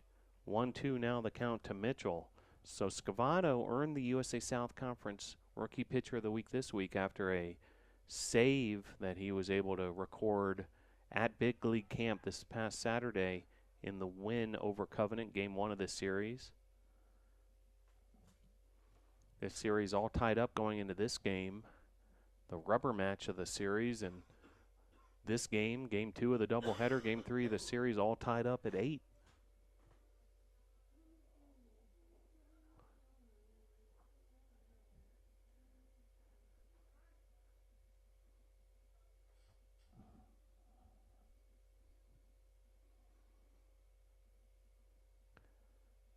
And the 1-2 in the dirt, ball 2. So 2-2 the count to John Mitchell, leadoff hitter in this top of the 6th inning for Covenant. Covenant, fellow member of the USA South Conference. Mitchell drives that into left field, all the way back to the wall, and it's going to be a triple for John Mitchell of Covenant.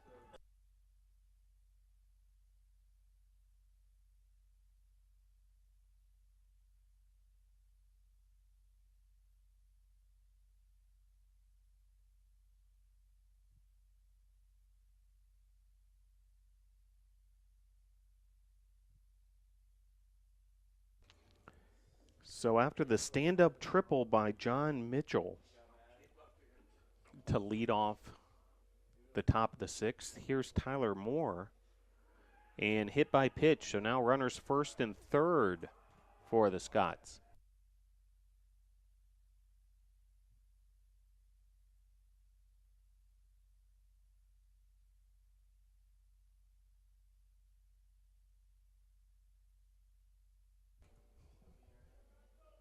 So that'll bring up Alex Gonzalez.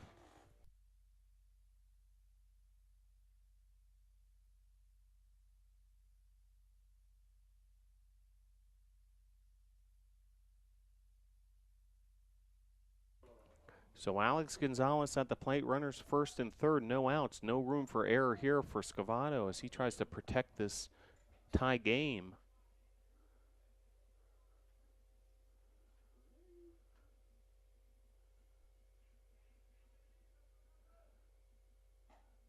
That pitch from the left-hander off the plate. So Scavato out of Charlotte, North Carolina, East Mecklenburg High School. That pitch is off the plate as well. 3-0 now the count. So a hitter's count for Alex Gonzalez. See if they have the green light perhaps on.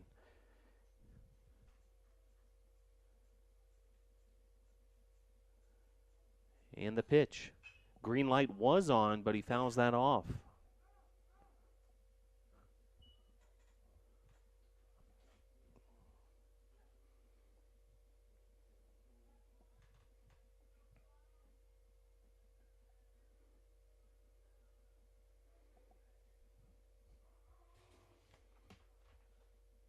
Runners first and third.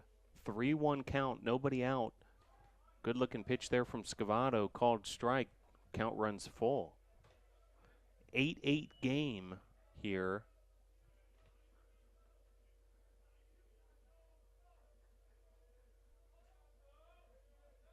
Pickoff throw to first.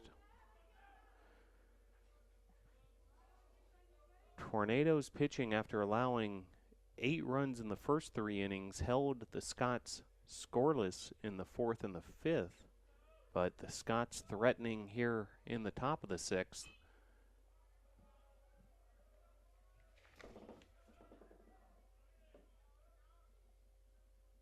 Gonzalez fouls that, offering off. So count will remain full. Lewis Saunders, the DH, is on deck for Covenant. C.J. Edmond in the hole. More action in the Brevard College bullpen in the meantime. A right-hander is up, warming up.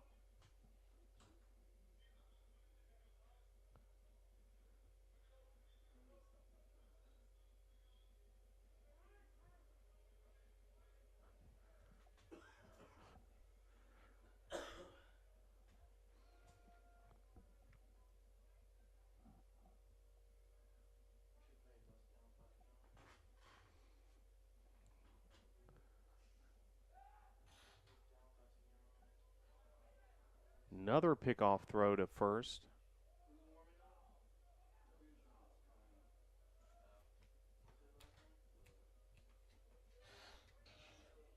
Getting reports of number 20, Kyle Williams, warming up in the bullpen. As that's driven to left field, that's going to score a run for the Scots. So with no outs, they now have runners first and second, and they just took a 9-8 lead.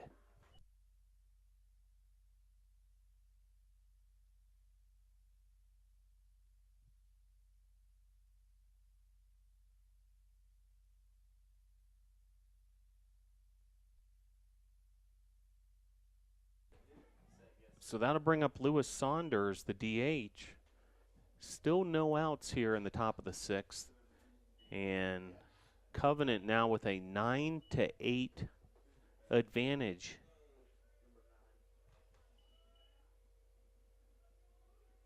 Pickoff play at second.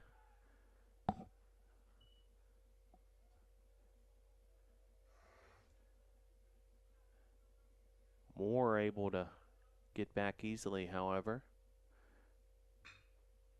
And that's driven through the infield to left field. And another run will score for Covenant, who now takes a 10-8 lead.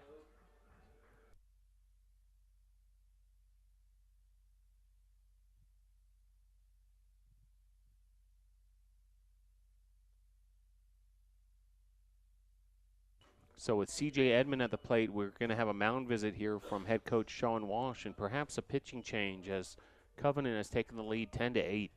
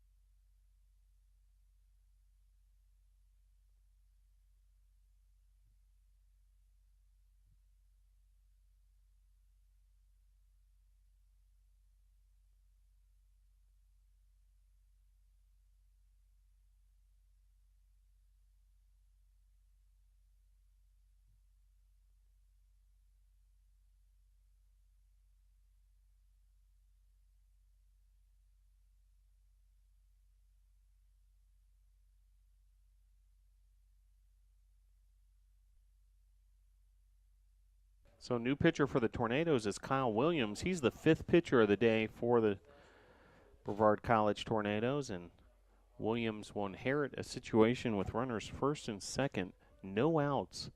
And the hitter for the Scots is C.J. Edmond. Pickoff throw to second gets away, and that'll advance the runners. A pickoff attempt error. You know, I got to think the throw was off the mark for the pickoff attempt error. A wide throw to the shortstop Jucker. It ends up dribbling into the outfield, and the runners advance to second and third. So what was a tenuous situation just got that much harder for Kyle Williams. First pitch strike there. Nice job regrouping there, Williams, with a strike to Edmond. Kyle Williams, the freshman out of Brevard High School. We saw his former high school teammate, a couple years older than him, Bryce Foster, earlier in this game. 5th pitcher being used by the Tornadoes, who trail 10-8. That's yanked foul towards the McCoy Tennis Complex.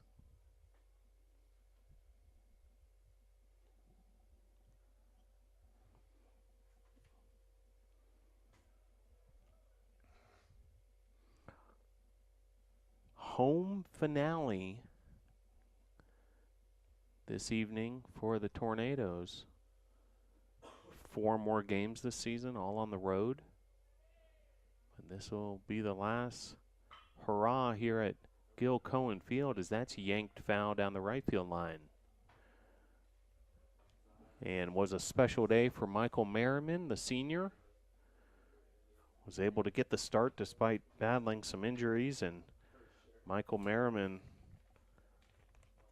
set to graduate with a bachelor's degree in business and organizational leadership, making plans to move to either Nashville or Charlotte to pursue a career in marketing. And nice play there by Jucker to hold the runners on the pop out for out number 1.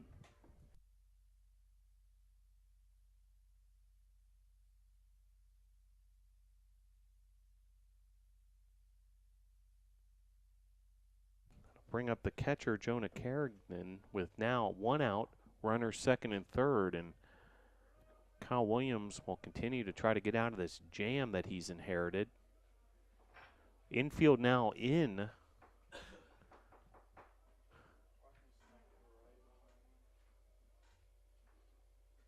In fact, the entire infield for the Tornadoes in.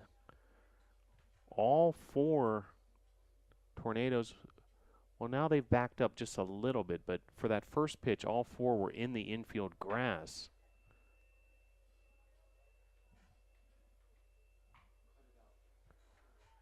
As that's fouled off. 1-1 the count, 1 out, runners second and third.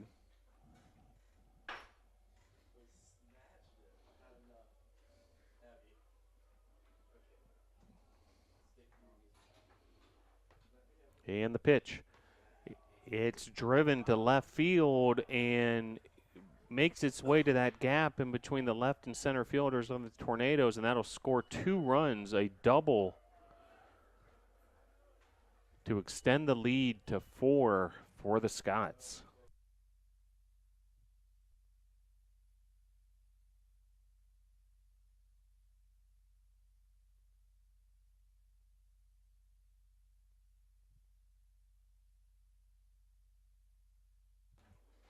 So it's been a tough inning for the Tornadoes here in the top of the 6th. After tying this game up at 8, Covenant with 4 runs. And now a runner at second, still 1 out for Hunter Christian, the shortstop. First pitch swinging's Christian. And Ezel tries to make a play in foul territory. And angry with himself that he wasn't able to make that play. A very difficult play for a catcher on some of those pop-ups like that into foul territory. And the sun, which is starting to set a bit to the west, may have been a factor as well for Ezel.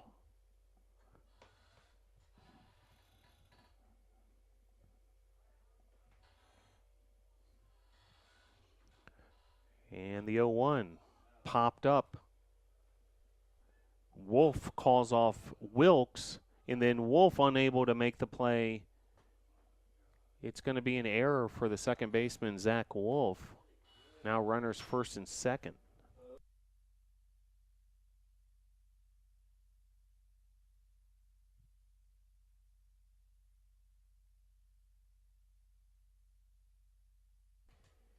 So that'll bring up Brooks DeBose. Tornadoes now with 2 errors. Covenant has 6 errors. 8 errors in this game between the two teams. Not the sort of baseball any coach wants to see.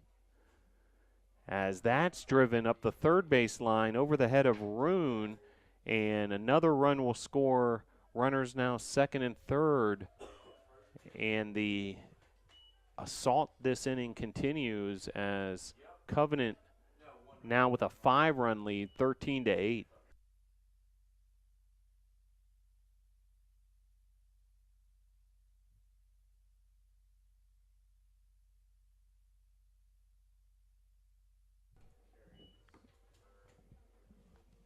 So this is a half inning that the Tornadoes are going to want to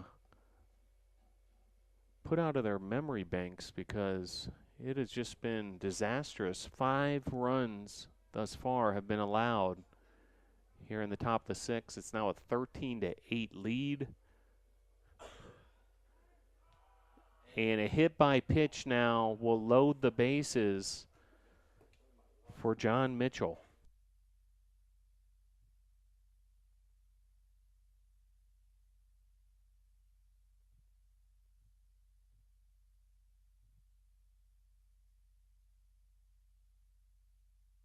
So a very difficult inning for the Tornadoes continues as Mitchell blasts that into right field.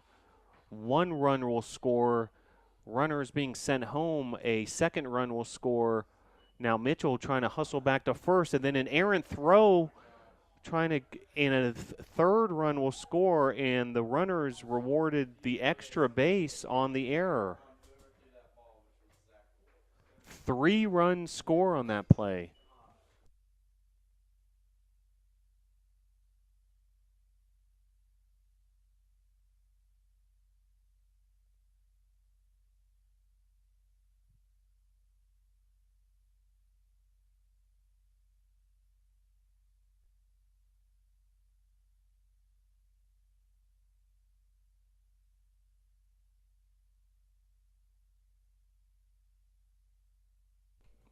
So an 8-run inning for Covenant.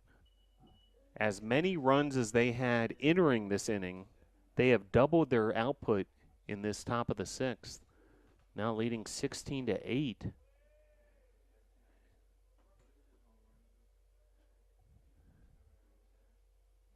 And a very difficult situation for Kyle Williams to try to get the Tornadoes out of this. As that's grounded to short, it's going to be a RBI. Another run will score. And the runner is safe as well.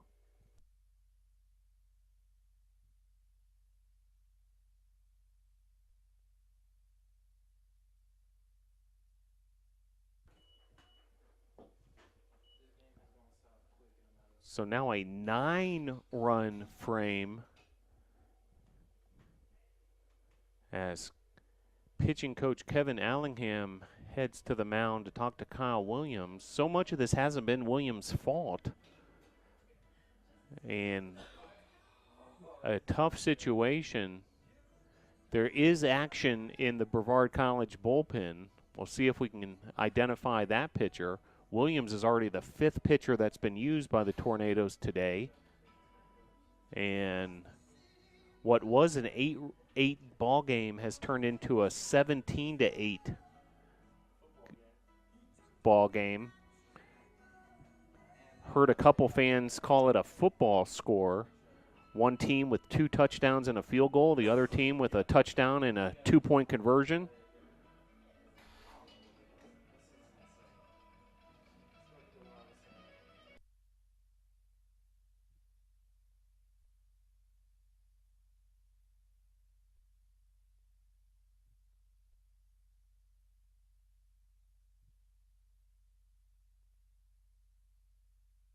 So Alex Gonzalez will head to the plate. Runner at first. Still only 1 out in this inning.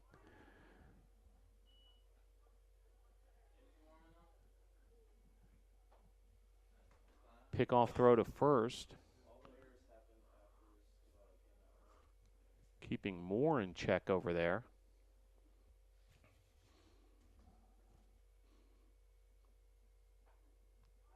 Called strike there. So we're in the top of the 6th where Covenant has scored 9 runs.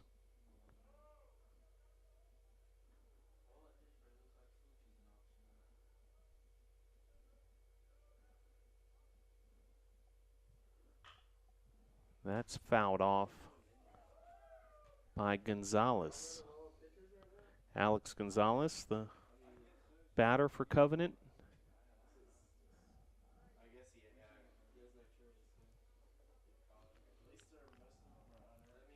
Now the Tornadoes do have a game tomorrow at Emory and Henry. So when thinking about emptying out your bullpen, you might consider that a factor as well.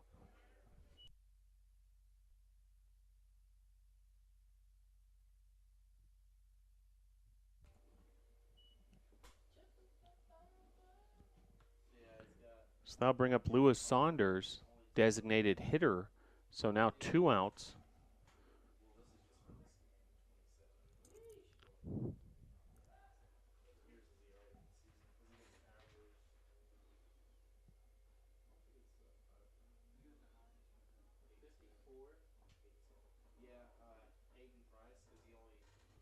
And the pitch off the plate.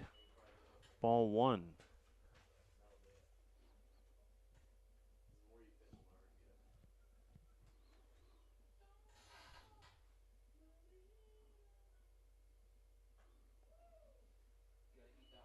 That pitch high and inside, ball 2.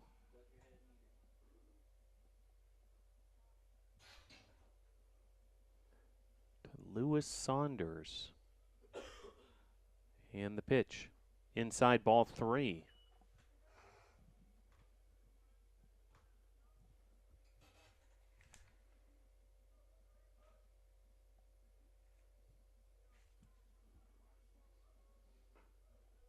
We're going a 4-pitch walk, so runners first and second for the Scots.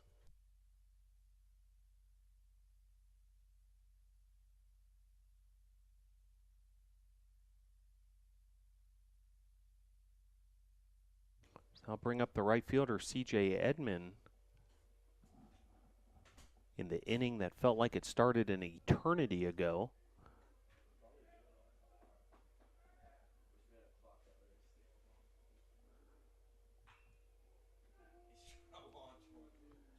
That is yanked foul towards the Brevard College track facility.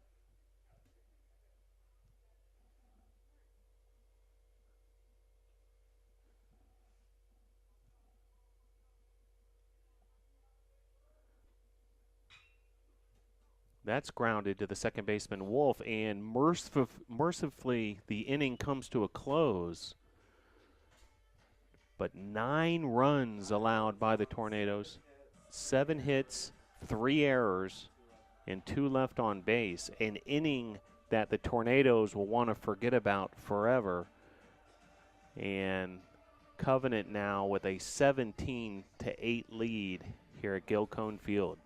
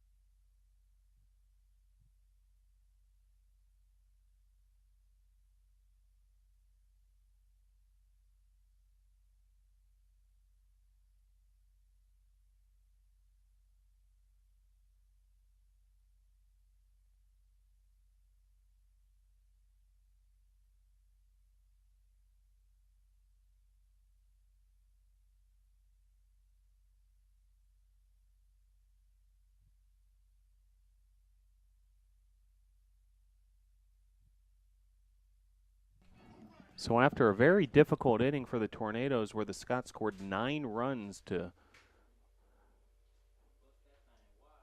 bust open their lead to 17-8. This game was tied 8-8 until that half inning. Tornadoes will try to regroup and somehow answer that 9-run output for Covenant. J.J. Wilkes at the plate for the Tornadoes. And a new pitcher for Covenant.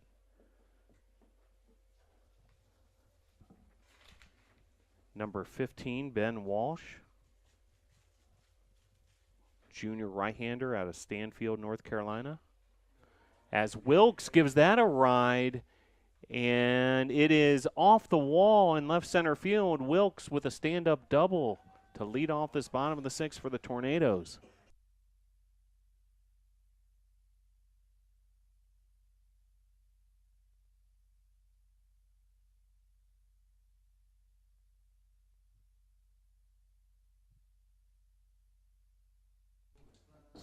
So J.J. Wilkes now with a 4-for-4 day. Just a sensational day for Wilkes. 4-for-4 at the plate, couple of RBIs. Can't ask for much more than from the first baseman of the Tornadoes.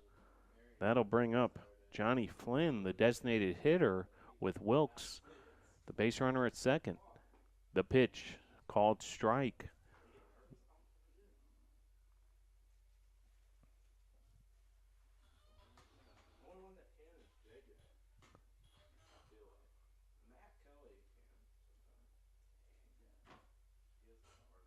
And the pitch to Flynn. Driven foul towards the visiting team bullpen beyond the first base line.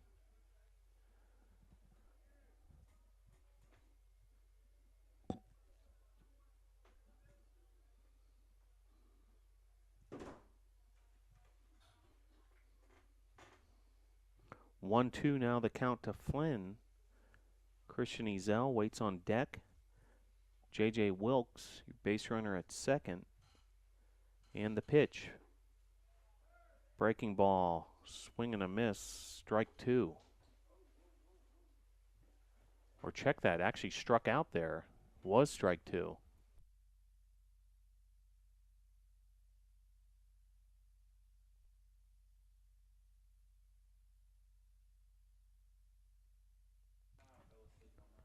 So after Flynn goes down on the strikeout swing, that brings up Ezel.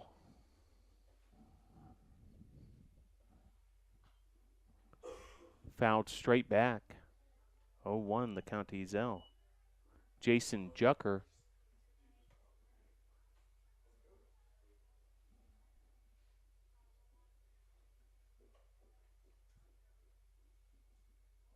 is on deck for the Tornadoes. In the hole is Jack Atkinson.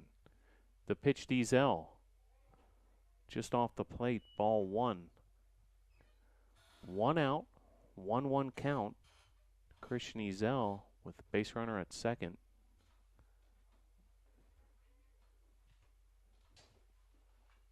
So that's fouled back, so the count will go to 1-2.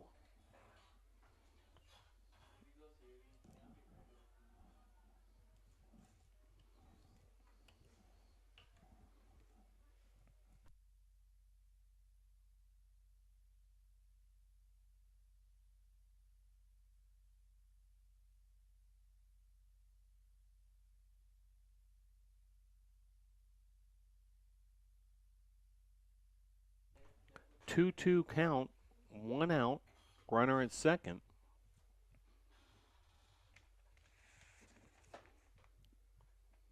Ben Walsh, the pitcher for Covenant, as that's fouled off as the at-bat stays alive for Ezel.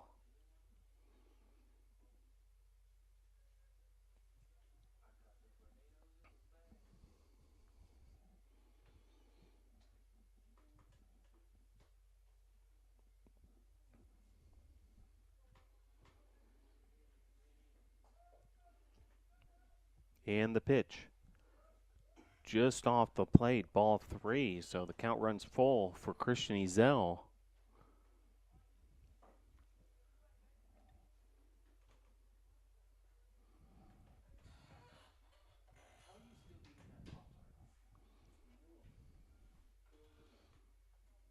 And the 3-2. Fouled back. The at-bat continues. Ezel versus Walsh.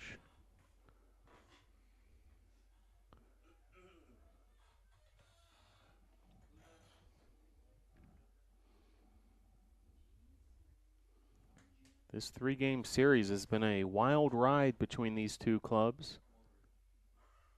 Originally scheduled to be played Friday and Saturday. Friday's games postponed. Saturday game played in Marion, North Carolina, and then a balk now as Wilkes heads over to third.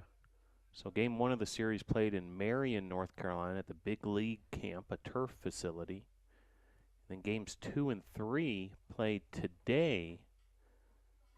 First game of today's doubleheader was played without power in the facility due to the heavy storms that hit Transylvania County yesterday and into the evening. Power came back on, scoreboard turned on, speakers on, and here we are at game number 2 as base hit there, RBI single for Ezel will drive home Wilkes. So Tornadoes now with the 9th run of the game.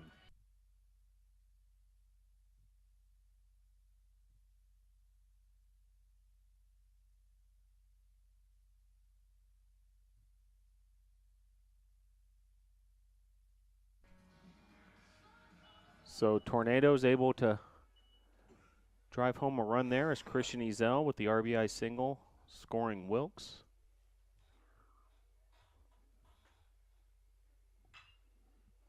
As that's grounded to third, a double play ball, and the Scots able to turn the double play, get out of the inning. Tornadoes able to get 1 run in that bottom of the 6th. We'll head to the top of the 7th. Covenant 17, Brevard 9.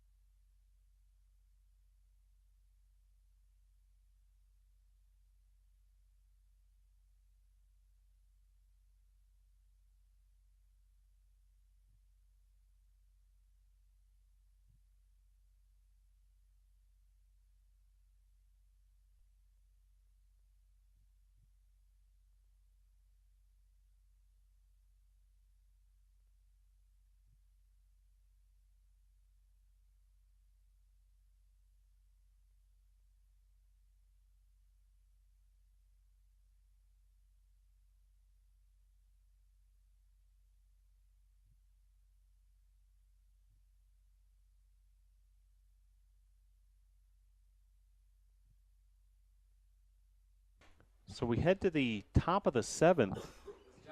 Covenant 17, Brevard 9. And a new pitcher for the Tornadoes. It's number 5, Alex Winchester, the freshman.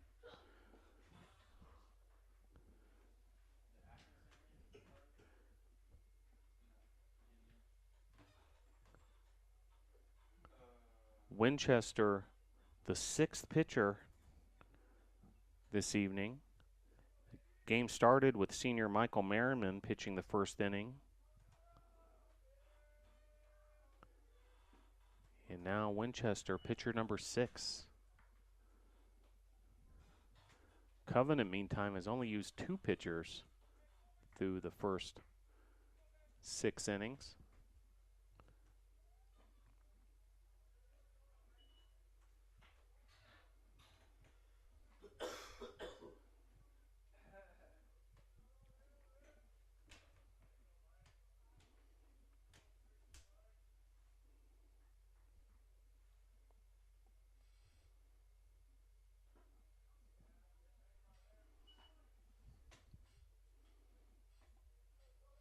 Jonah Carrigan, the batter for Covenant.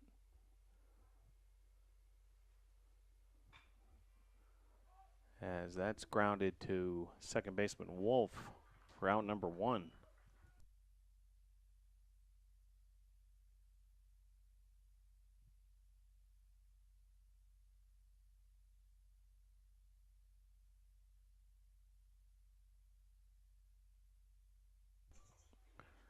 So hope to see you later this week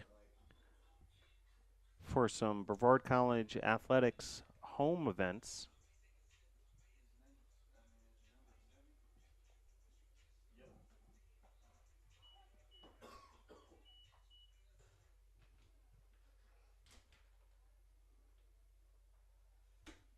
Tornadoes softball will be home tomorrow, a doubleheader that begins at 2 p.m.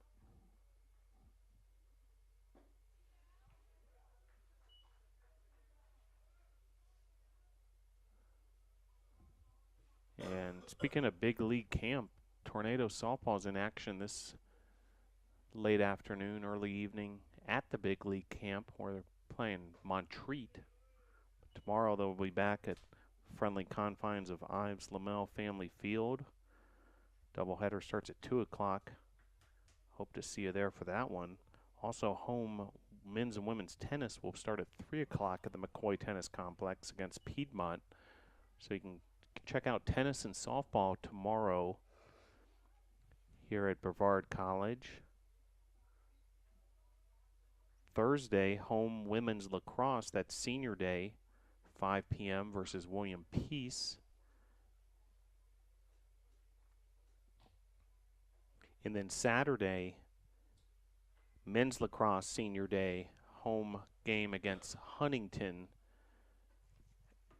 begins at 2 p.m. at Ives Lamel Family Field. Hope to see you at a Brevard College home athletics event. Go to bctornadoes.com for all your schedules and information.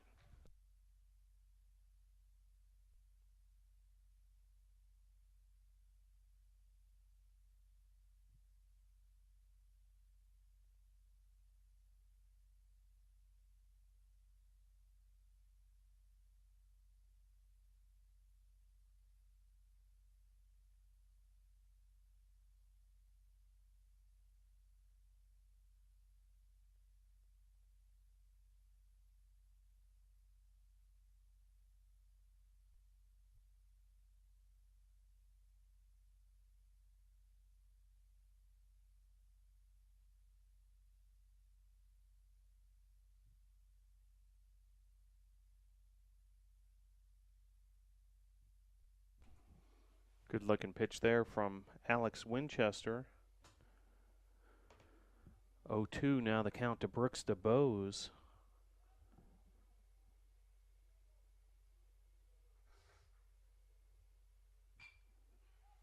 DeBose drives that into center field, and Tornadoes are going to get out of the inning 1-2-3. We head to the 7th inning stretch, 17-9 Covenant.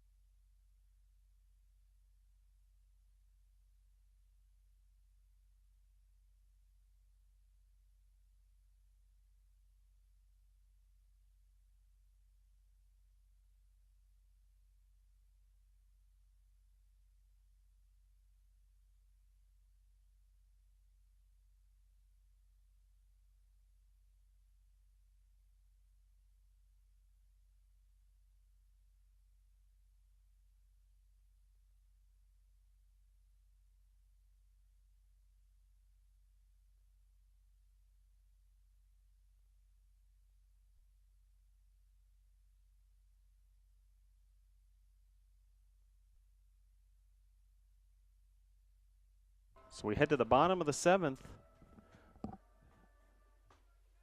Covenant with a 17-9 lead. Jack Atkinson leads things off for the Tornadoes and fouls that back. Covenant with 17 runs on 14 hits with 6 errors. The Tornadoes 9 runs on 12 hits with 3 errors.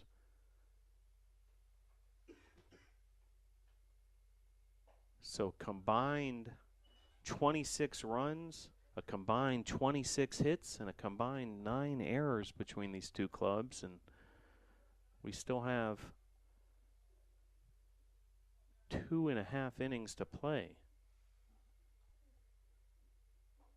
So that pitch is off the plate, ball 2.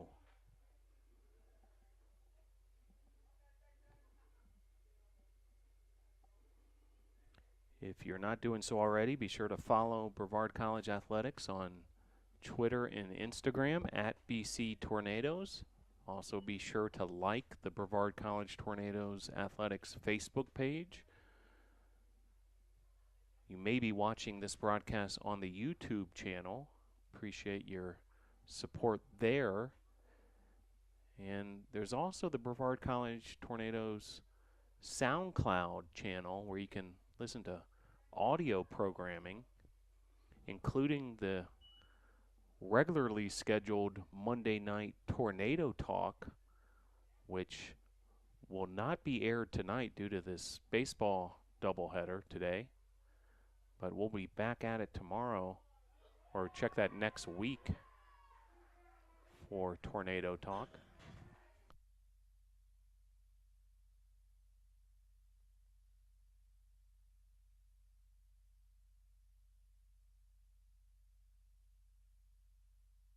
So that'll bring up Zach Wolf after the leadoff walk by Atkinson. Wolf, the 9-hole hitter, second baseman, getting the start in Game 2 of this doubleheader. So join us for Tornado Talk next week, next Monday night, 7 p.m. We'll be at Dugan's Pub, a popular local establishment here in Brevard, North Carolina. If you want to head on over, enjoy the show in person, enjoy some food and drink at Dugan's, and take in some Brevard College Athletics sports talk.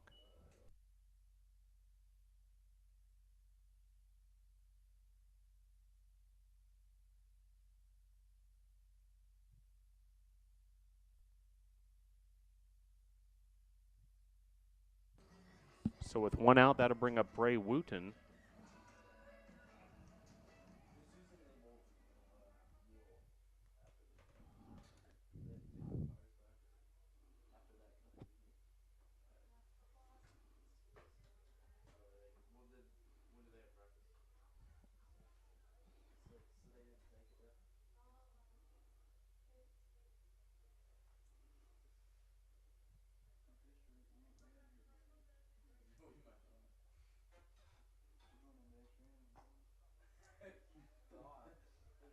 Few other Brevard College Athletics notes. The track and field team heads to the USA South Conference Championships this weekend at Berea, Kentucky.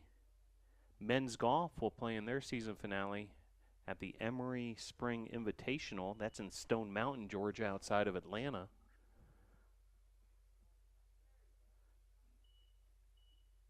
And then, not this weekend, but the next, in Murfreesboro, Tennessee, the USA Climbing Collegiate National Championships on Friday, April 26th and Saturday, April 27th. Already one confirmed participant from the Brevard College Tornadoes, Madison Altman, a freshman, is qualified for those USA Climbing Championships.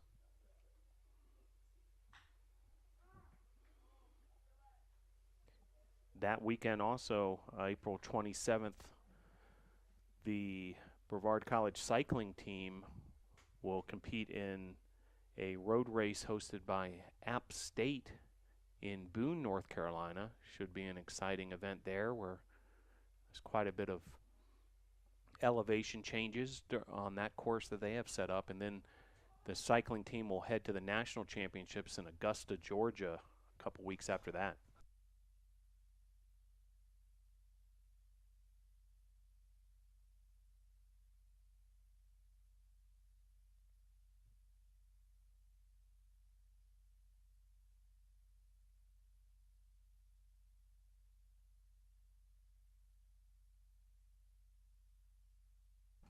So a pinch hitter for the Tornadoes, Josh Van Loo. Van Loo with the runner at first and 2 outs. Sophomore from Apex, North Carolina, Cary Christian School, known affectionately by his teammates as JVL.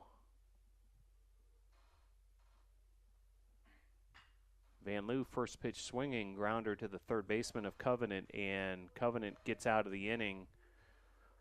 17-9 your score as we head to inning number 8 here at Gilcone Field.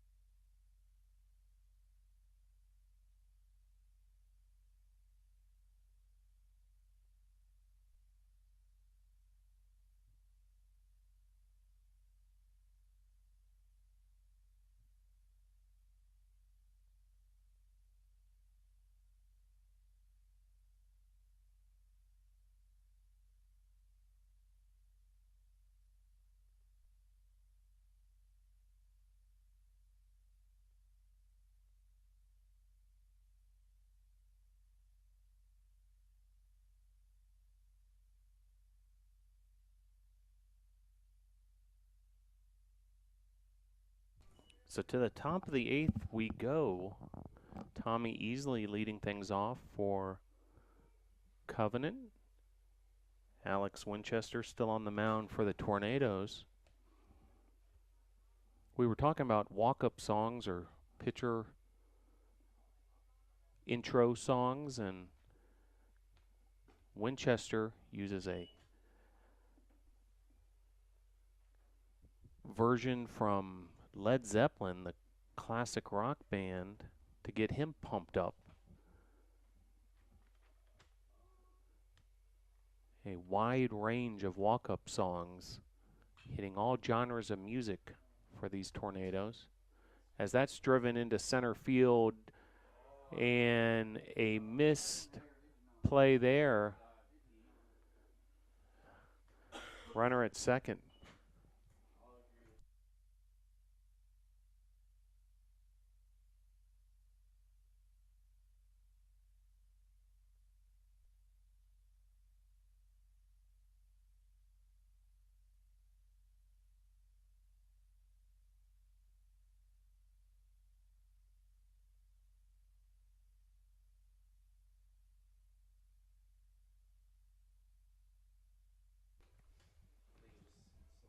So that'll bring up John Mitchell, the center fielder.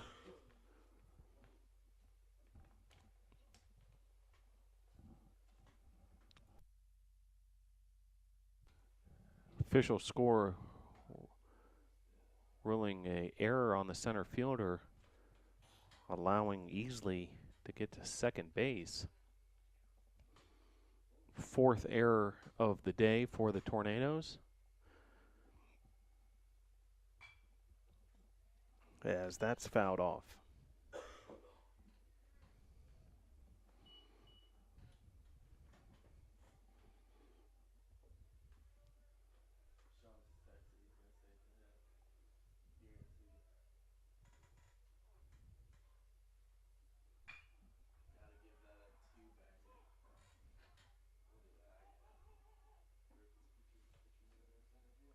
And a base hit there So now runners first and third.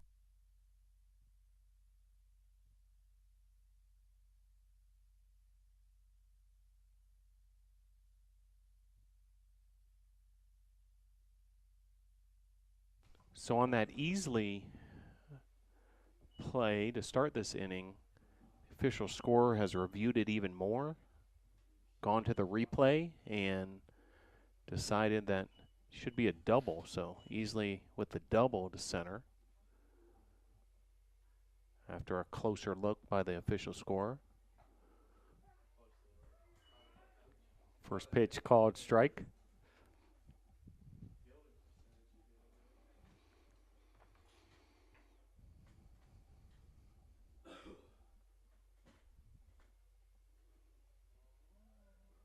So no outs, runners first and third. Alex Winchester trying not to allow any more damage by this Covenant Scott offense, which has outputted 17 runs on 16 hits. Pop up there, J.J. Wilkes is on the case. Out number one.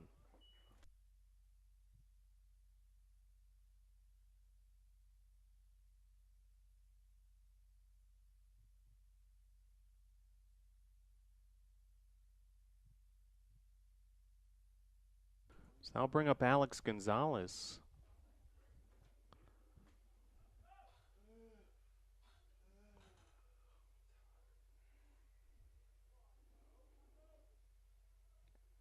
Tornadoes hit the road tomorrow morning to Emory and Henry for a non-conference game. First pitch of that one is scheduled for 3 p.m.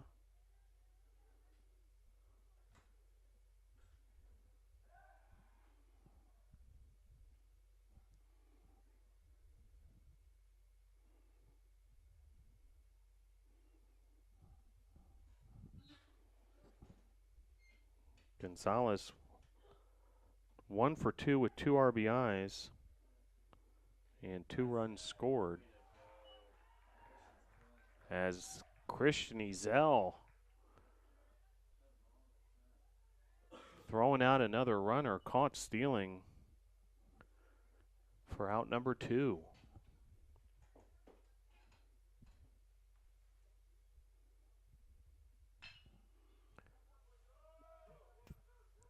That's driven to left field. A run will score for Covenant. Now go up 18-9.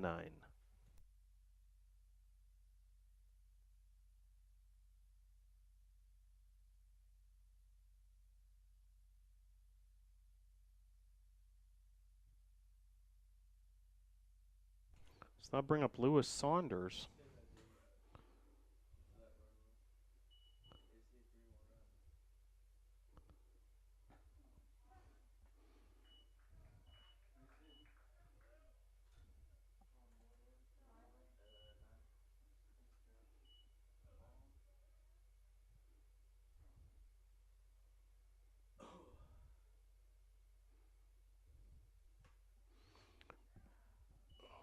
Covenant College, located in Lookout Mountain, Georgia, just outside of Chattanooga, Tennessee.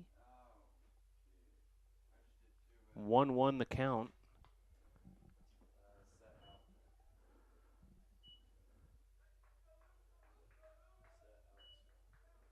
And the pitch. 1-2 now the count. 1-2 the count, 2 outs. Runner at first. Covenant with a 9-run lead. And that's yanked down the left field line. It's going to be extra bases. Base runner being sent home. It's going to be an RBI double. 19-9 now the score.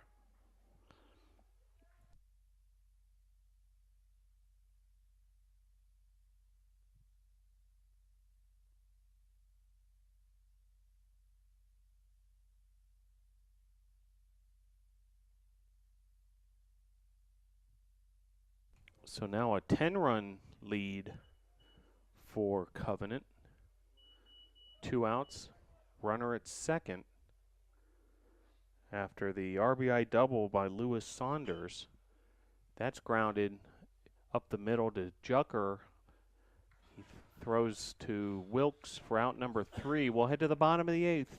Covenant 19, Brevard 9.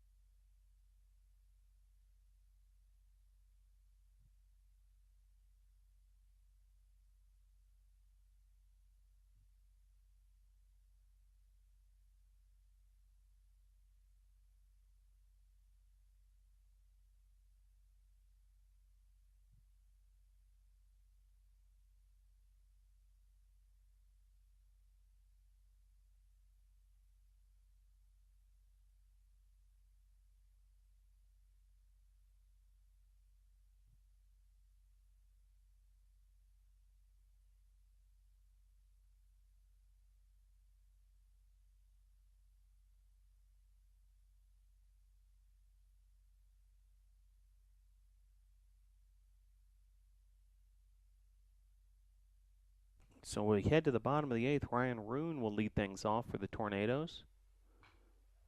First pitch fouled back.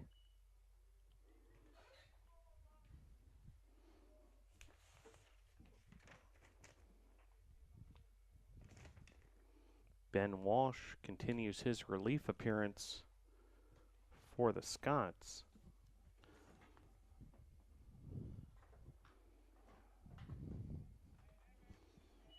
Roon fouls that off. 0-2 the count.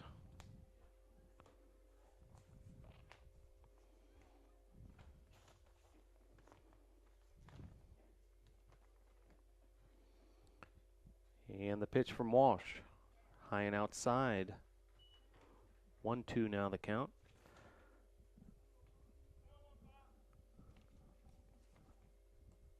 Looks like a pinch hitter, Joseph Zub, on deck for the Tornadoes. And driven into center field for out number 1. That'll bring up Zub.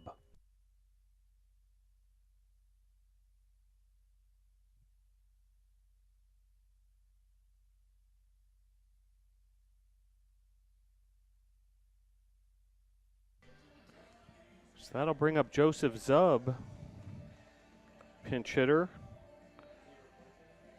freshman from Levittown, New York.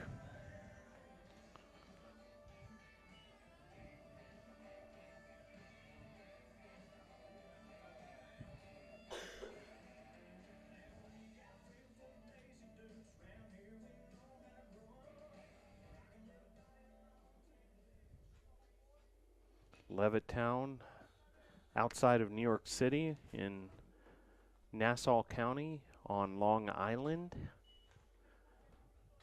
And Joseph goes to work here in this pinch hitting situation in the bottom of the 8th.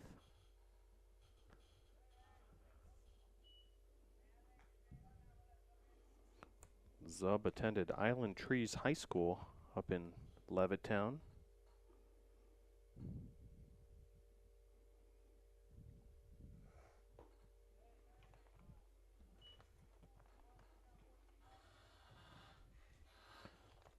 This was an even ball game with the exception of a 9-run top of the 6th that the Scots separated themselves from the Tornadoes. Now the Tornadoes trailing by 10 runs here in the bottom of the 8th.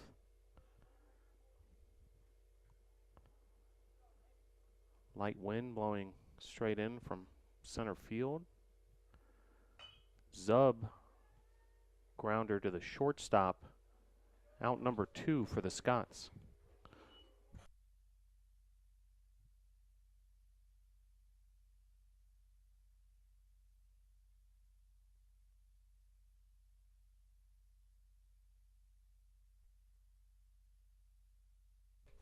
So another pinch hitter for the Tornadoes, that's Tristan Jones. Sophomore from nearby Mars Hill, North Carolina.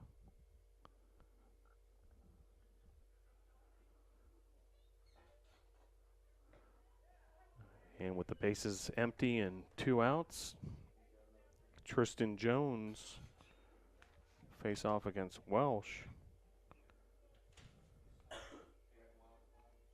Jones has only had 6 at-bats entering this appearance. 1 for 6 on the season.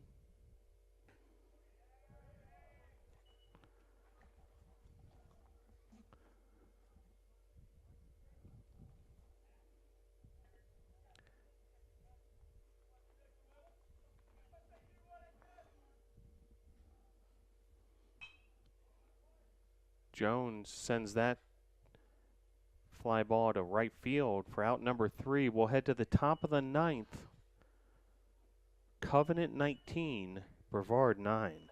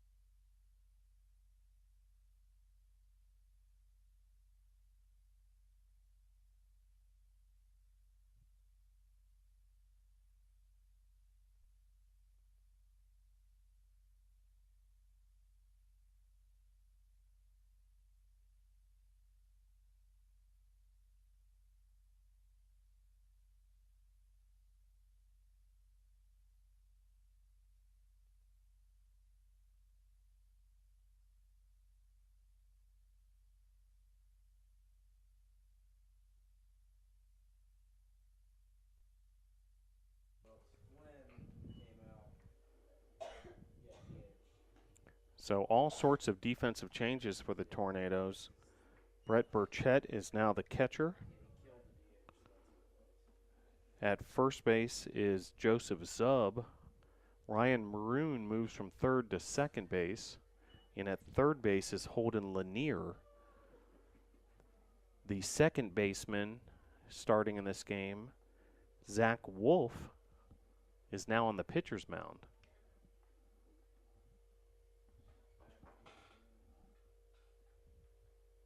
The pitch from Wolf. 2-1 now the count. So now pinch hitter for Covenant, Joseph Riddenor, freshman from Tennessee.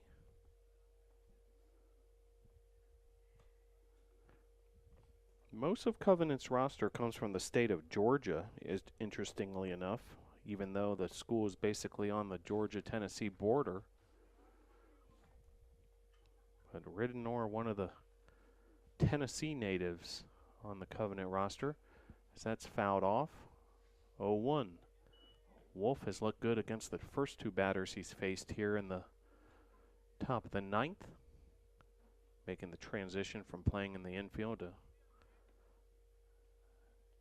now doing the duties on the pitcher's mound. The pitch from Wolf, called strike.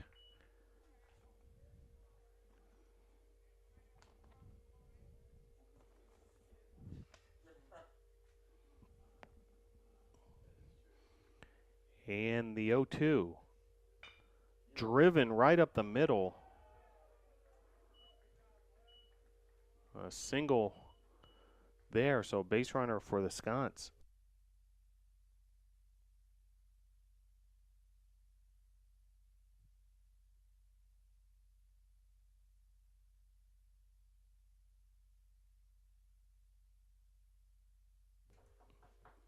So that'll bring up Tommy Easley. Feel like had an active day with Easley at the plate. First pitch swinging, ground out to Lanier. Nicely done by Holden for out number 3. We'll head to the bottom of the ninth, 19-9, Covenant on top.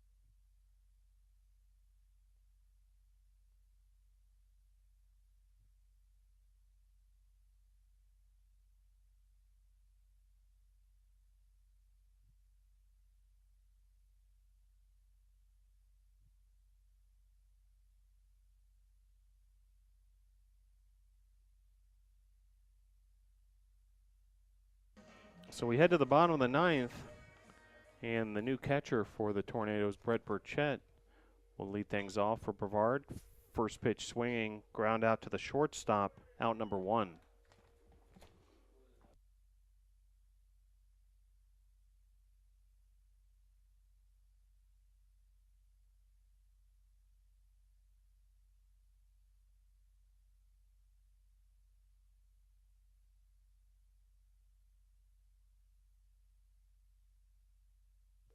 That'll bring up Jason Jucker.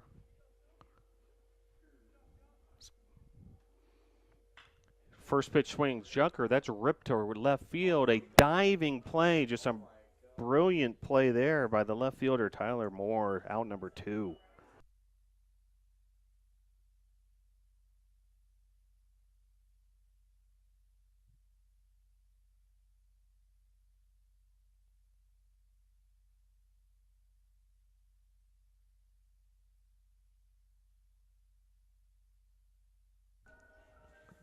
Just a beautiful diving catch there by the left fielder, Tyler Moore, for out number 2 for the Scots. That brings up Jack Atkinson. He takes strike 1. 19-9 your score.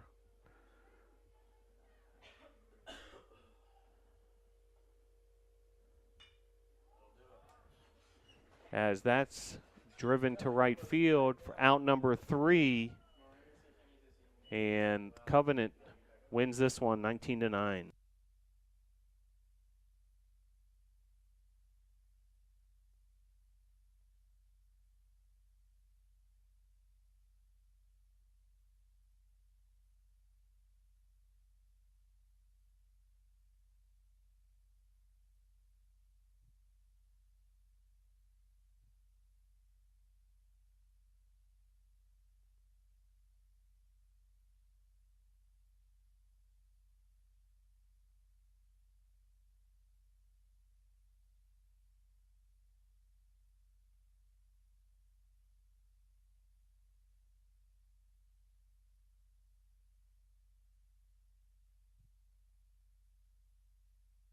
So your final score, 19-9, Covenant with a 10-run win, busted this thing open in the top of the 6th with a 9-run inning.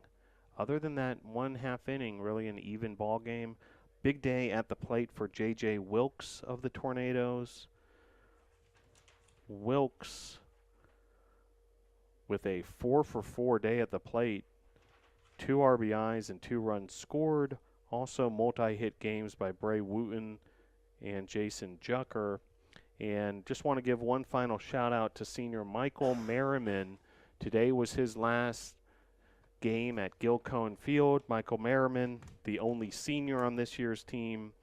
He was celebrated in a ceremony prior to game 1 of this doubleheader. He's going to graduate with a bachelor's degree in business and organizational leadership from Brevard College. Plans to relocate to either Nashville or Charlotte to begin a career in marketing.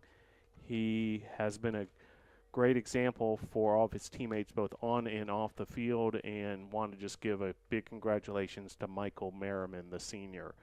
Well, thanks for joining us for this broadcast of Brevard College Baseball. Hope to see you at a future Brevard College Athletics event. There's still plenty more to happen later this week around campus, and hope to see you either out there or on Brevard College media platforms, including this channel where we'll be live streaming the home events. Once again, your final score for the final time, Covenant 19, Brevard 9. Have a very pleasant rest of your Monday evening. Good night.